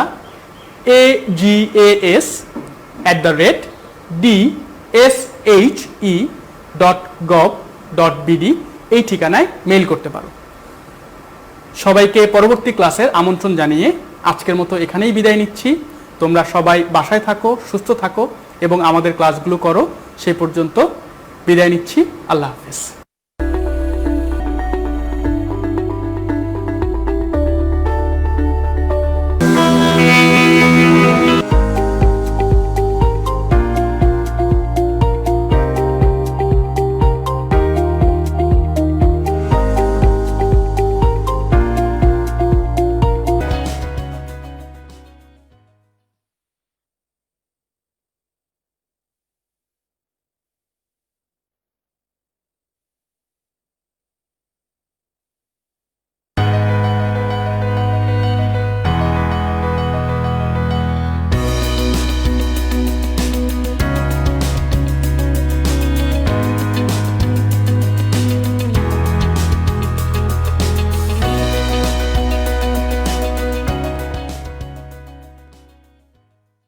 সবাইকে স্বাগতম আমার ঘরে আমার স্কুল অনুষ্ঠানে। সুপ্রিয় শিক্ষার্থীরা, আশা করছি তোমরা ভালো আছো। আজ আমি তোমাদের সাথে আছি মোহাম্মদ জাহিদুল ইসলাম। আজকে আমি আলোচনা করব দশম শ্রেণীর বাংলাদেশের ইতিহাস ও বিশ্ব সভ্যতা বইটির নবম অধ্যায় নিয়ে। তোমরা জানো এই অধ্যায়ের শিরোনাম হচ্ছে ইংরেজ শাসনামলে বাংলায় প্রতিরোধ, নবজাগরণ ও সংস্কার আন্দোলন। আজকে আমি আলোচনা করব হাজী মোহাম্মদ মহসিন, নব আব্দুল লতিফ, সৈয়দ আমির আলী এবং বেগম রুকিয়াকে নিয়ে। আজকে আমার এই আলোচনা শেষে তোমরা হাজী মোহাম্মদ মহসিন, সৈয়দ আমির আলী, বেগম রুকিয়া, নব আব্দুল লতিফের জীবনী বিস্তারিত বর্ণনা করতে পারবে এবং তাদের কাজ বা তাদের অবদান জানতে পারবে। শিক্ষার্থীরা, আমি প্রথমে শুরু করব হাজী মোহাম্মদ মহসিনকে নিয়ে। হাজী মোহাম্মদ মহসিন 1732 সালে পশ্চিমবঙ্গের হুগলিতে জন্মগ্রহণ করেছিলেন। তার পিতার নাম ছিল মোহাম্মদ ফয়জুল্লাহ এবং মায়ের নাম ছিল জয়নব খানম। তাদের আদিনিবাস ছিল পারস্যে এবং মনে করা হয়ে থাকে তার পূর্বপুরুষেরা ভাগ্য অন্বেষণে ভারতে এসেছিলেন। হাজী মোহাম্মদ মহসিনের শিক্ষা জীবন শুরু হয়েছিল হুগলিতে। তার একজন গৃহশিক্ষক ছিল, তার নাম ছিল আগা সিরাজি এবং তিনি একজন পণ্ডিত ব্যক্তি ছিলেন এবং এই আগা সিরাজির কাছ থেকে হাজী মোহাম্মদ মহসিন তার শিক্ষা জীবনের অনেক কিছু অর্জন করেছেন। তিনি তার কাছ থেকে আরবি, ফার্সি ভাষায় শিক্ষা অর্জন করেছেন। অপরদিকে হাজী মোহাম্মদ মহসিন শুধু শিক্ষার দিকে ছিলেন না, তিনি সঙ্গীতের দিকে আগ্রহী ছিলেন। তার একজন উস্তাদ ছিল সঙ্গীত বিষয়ক, তার নাম ছিল ভোলানাথ। হাজী মোহাম্মদ মহসিনের উচ্চশিক্ষা হয়েছিল মুর্শিদাবাদে, অর্থাৎ তিনি তার শিক্ষা জীবনের অধিকাংশটাই মুর্শিদাবাদে ব্যয় করেছেন উচ্চশিক্ষা গ্রহণের জন্য। পিতার মৃত্যুর পর তিনি আবার হুগলিতে ফিরে এসেছিলেন। হুগলিতে ফিরে আসার পর তিনি 1762 সালে দেশ ভ্রমণে বের হয়েছিলেন। এরপর তিনি বিভিন্ন দেশ ভ্রমণ করেছেন এবং বিভিন্ন দেশ ভ্রমণ করে তিনি বিভিন্ন বিষয়ে অভিজ্ঞতা বা জ্ঞান অর্জন করেছিলেন। হাজী মোহাম্মদ মহসিন তার জীবনের সবচেয়ে গুরুত্বপূর্ণ যে কাজগুলো করেছিলেন সেগুলো হচ্ছে মানুষকে দান করা। এবং এই মানুষকে দান করার জন্য তিনি তার যে অর্থটা পেয়েছিলেন সেটা ছিল 1803 সালে। 1803 সালে তার একমাত্র নিঃসন্তান বোন যখন মৃত্যুবরণ করেন, তিনি তার এই বোনের পুরো সম্পত্তির মালিক হয়েছিলেন। পরবর্তীতে হাজী মোহাম্মদ মহসিন তার এই বোনের সম্পত্তিকে দরিদ্রদের শিক্ষার কাজে ব্যয় করেছিলেন। হাজী মোহাম্মদ মহসিন সবসময় মুসলমানদের শিক্ষাকে বেশি অগ্রাধিকার দিয়েছেন। তিনি যখন ছিলেন তিনি দেখলেন মুসলমানরা শিক্ষার জন্য যে অর্থ ব্যয় করবে এটা তাদের পক্ষে সম্ভব না। এই জন্য হাজী মোহাম্মদ মহসিন মুসলমানদের শিক্ষার জন্য প্রচুর অর্থ ব্যয় করেছিলেন। তিনি হুগলিতে একটি বিদ্যালয় প্রতিষ্ঠা করেছিলেন। হাজী মোহাম্মদ মহসিন ঢাকা, চট্টগ্রাম, যশোর প্রভৃতি স্থানে মাদ্রাসার উন্নতি সাধনের জন্য প্রচুর অর্থ দান করেছিলেন। হাজী মোহাম্মদ মহসিন মৃত্যুর 6 বছর পূর্বে 1806 সালে একটি ফান্ড গঠন করেছিলেন, যেটাকে বলা হয় মহসিন ফান্ড। এই মহসিন ফান্ড গঠনের উদ্দেশ্য ছিল এর সমুদয় অর্থ বিভিন্ন জনহিতকর কাজে ব্যয় করা হবে এবং বিভিন্ন ছাত্রছাত্রীদের মধ্যে এর অর্থ ব্যয় করা হবে যারা অর্থের অভাবে পড়াশোনা করতে না পারে। হাজী মোহাম্মদ মহসিনের এই যে মহসিন ফান্ড এর অর্থ হুগলি দাতব্য চিকিৎসালয় এবং 1848 সালে হুগলিতে ইমামবাড়া প্রতিষ্ঠিত হয়েছিল তার এই অর্থের মাধ্যমে। এবং তার এই অর্থের মাধ্যমে অর্থাৎ এই মহসিন ফান্ডের যে অর্থ, এই অর্থে ওই সময়কার বিভিন্ন বিখ্যাত ব্যক্তিরাও শিক্ষা অর্জন করেছিলেন এই ফান্ড থেকে সহায়তা নিয়ে। যেমন এমন একজন বিখ্যাত ব্যক্তি হচ্ছে সৈয়দ আমির আলী, যিনি হাজী মোহাম্মদ মহসিনের এই মহসিন ফান্ড থেকে অর্থ নিয়ে পড়াশোনা করেছিলেন। হাজী মোহাম্মদ মহসিন ছিলেন একজন দানবীর, তিনি জীবনে মানুষকে দান করে স্মরণীয় হয়ে আছেন। এই দানশীল বিদ্যানুরাগী মহাপুরুষ 1812 সালে হুগলিতে পরলোক গমন করেছিলেন। বাংলার ইতিহাসে, বাংলার নবজাগরণে তিনি ছিলেন একজন অত্যন্ত গুরুত্বপূর্ণ ব্যক্তিত্ব। সুপ্রিয় শিক্ষার্থীরা, এবার আমরা আলোচনা করব নবাব আব্দুল লতিফকে নিয়ে। তোমরা জানো বাংলার নবজাগরণে বা বাংলা ইংরেজি শিক্ষার প্রসারে যাদের ভূমিকা সবচেয়ে বেশি, তাদের মধ্যে নবাব আব্দুল লতিফ অন্যতম। তিনি 1828 সালে ফরিদপুর জেলায় জন্মগ্রহণ করেছিলেন। তিনি কলকাতা মাদ্রাসা থেকে শিক্ষা লাভ করেন এবং শিক্ষা জীবন শেষে তিনি প্রথমেই ঢাকা কলেজিয়েট স্কুল এবং পরে আবার সেই তার যে প্রতিষ্ঠান থেকে তিনি শিক্ষা গ্রহণ করেছিলেন সেখানে তিনি অধ্যাপনার কাজ শুরু করেছিলেন। 1849 সালে তিনি ডেপুটি ম্যাজিস্ট্রেটের পদ অলঙ্কৃত করেছিলেন। 1877 সালে তাকে কলকাতা প্রেসিডেন্টের ম্যাজিস্ট্রেট পদে উন্নীত করা হয়েছিল। 1884 সালে তিনি সরকারি চাকরি থেকে অবসর গ্রহণ করেন এবং কর্মজীবনে তিনি মানুষের সেবায় আত্মনিয়োগ করে থাকেন। এরপর থেকে তিনি বিভিন্ন তার কাজের মাধ্যমে মানুষের সেবা করে গেছেন। নবাব আব্দুল লতিফ তিনি তার জীবনে বুঝেছেন বাংলার মুসলমানদের উন্নতির জন্য তাদের অবশ্যই ইংরেজি শিক্ষা আবশ্যক। তারা যদি ইংরেজি শিক্ষা লাভ করতে না পারে তাহলে তাদের উন্নতি হবে না, বা তারা ইংরেজ সরকারের সাথে বা ব্রিটিশ সরকারের সাথে সখ্যতা গড়ে তুলতে পারবে না। এই জন্য নবাব আব্দুল লতিফ মুসলমানদের ইংরেজি শিক্ষার ব্যাপারে অনেক বেশি চেষ্টা করে গেছেন বা ইংরেজি শিক্ষার ক্ষেত্রে তিনি অনেক বেশি জোর দিয়েছেন। এবং এই ইংরেজি শিক্ষার ব্যাপারে জনমত গঠনের জন্য তিনি 1853 সালে মুসলমান ছাত্রদের পক্ষে ইংরেজি শিক্ষার সুফল শীর্ষক একটি রচনা প্রতিযোগিতার আয়োজন করেছিলেন। তার এই রচনা প্রতিযোগিতায় অনেক ছাত্রছাত্রী অংশগ্রহণ করেছিল। নবাব আব্দুল লতিফ কলকাতা মাদ্রাসায় অ্যাংলো পার্সিয়ান একটি বিভাগ খুলেছিলেন। তার মনে হয়েছে ইংরেজি শিক্ষা যদি গ্রহণ করতে না পারে মুসলমানরা তাহলে তারা পিছিয়ে যাবে, সেক্ষেত্রে তারা যাতে ইংরেজি শিক্ষা লাভ করতে পারে এই জন্য এই বিভাগ তিনি খুলেছিলেন। নবাব আব্দুল লতিফ উচ্চশিক্ষা গ্রহণে মুসলমান ছাত্রদের সমস্যায় তিনি সরকারের কাছে বিভিন্ন সমস্যা তুলে ধরেছিলেন। অর্থাৎ মুসলমান ছাত্ররা যে বিভিন্ন সমস্যার কারণে উচ্চশিক্ষা গ্রহণ করতে পারছে না বা তারা পিছিয়ে পড়ছে, এজন্য এই ব্যাপারটি তিনি ইংরেজ সরকার কাছে তুলে ধরেছিলেন। তার প্রচেষ্টায় হিন্দু কলেজ প্রেসিডেন্সি কলেজে যখন রূপান্তর করা হয় তখন সেখানে মুসলমান ছাত্ররাও লেখাপড়ার সুযোগ পেয়েছিল। অর্থাৎ তিনি তার সারা জীবনকে মুসলমান ছাত্রদের উন্নতির জন্য ব্যয় করেছিল। নবাব আব্দুল লতিফের আরেকটি গুরুত্বপূর্ণ কাজ হচ্ছে 1873 সালে তিনি মহসিন ফান্ডের এই টাকাকে শুধু মুসলমান শিক্ষার জন্য ব্যয় করার ব্যবস্থা করেছিলেন এবং তিনি তার জীবনে বিভিন্ন স্কুল কলেজ প্রতিষ্ঠা করেছিলেন। তার যে স্কুল কলেজ ছিল এগুলোতে ধর্মীয় শিক্ষার পাশাপাশি ইংরেজি শিক্ষাকে তিনি সবসময় অগ্রাধিকার দিতেন।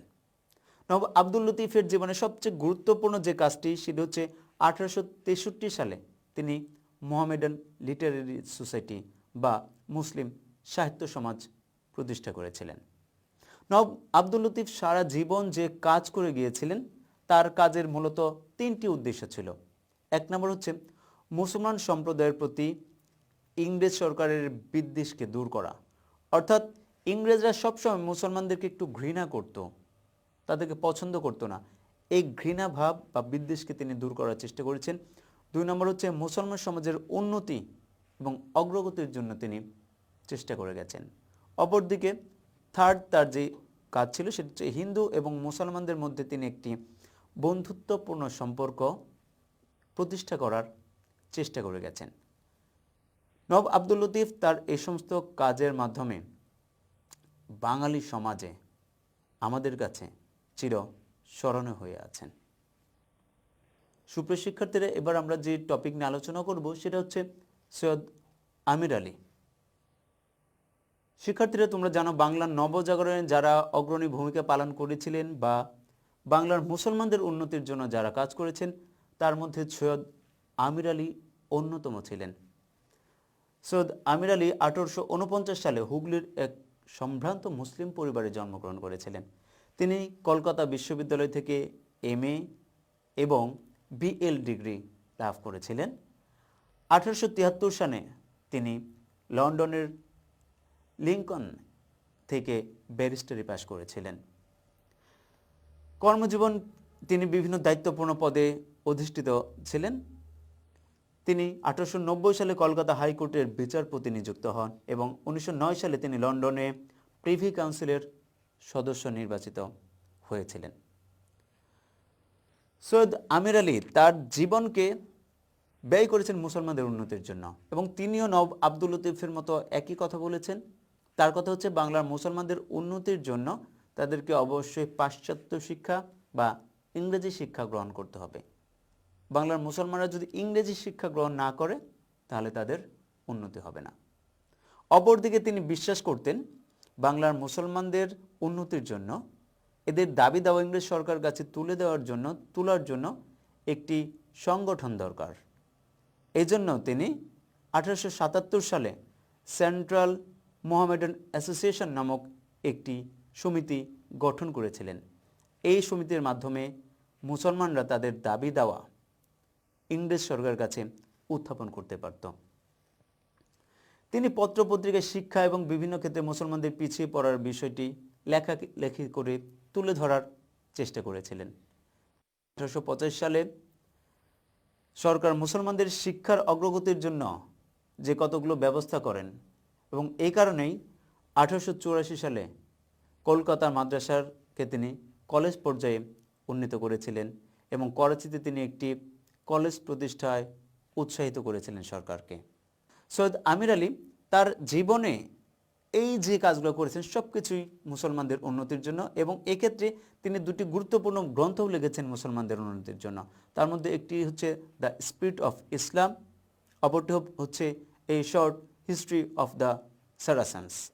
এই দুটি গ্রন্থের মাধ্যমে তিনি ইসলাম ধর্মকে বিজ্ঞানসম্মতভাবে ব্যাখ্যা করেছেন এবং এগুলো মানুষের সামনে তুলে ধরেছেন।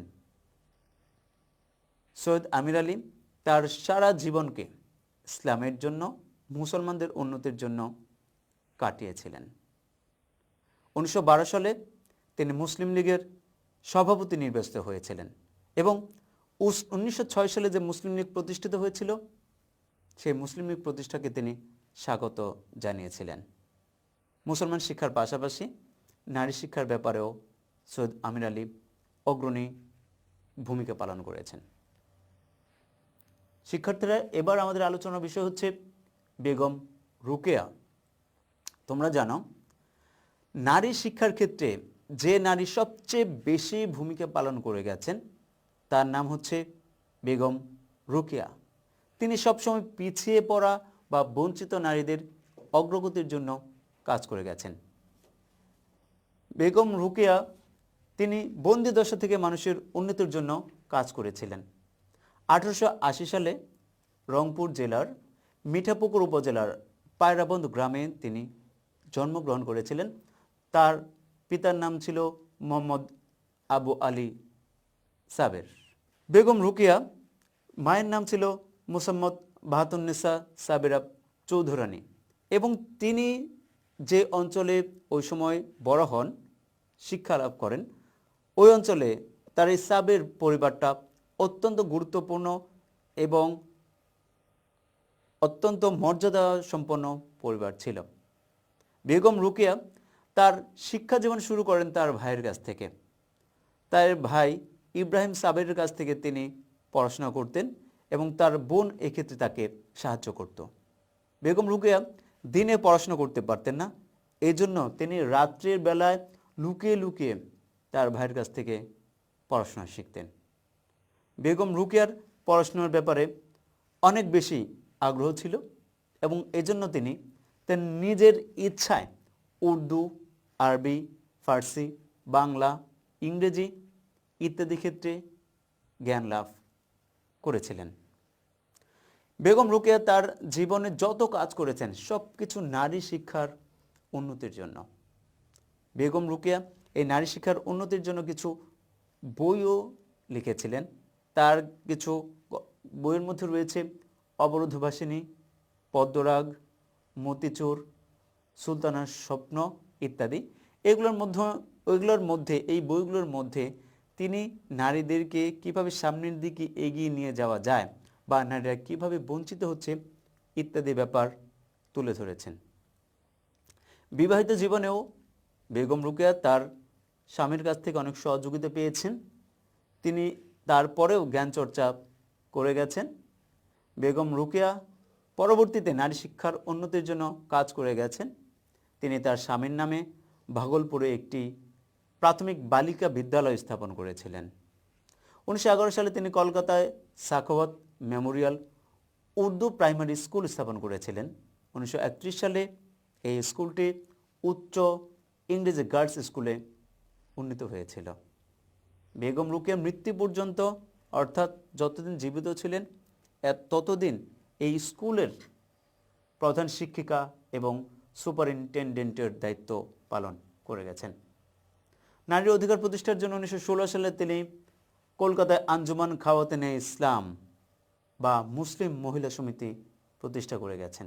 নারী জাতিকে সামনের দিকে এগিয়ে নিয়ে যাওয়ার জন্য তার সারা জীবনকে ব্যয় করেছেন।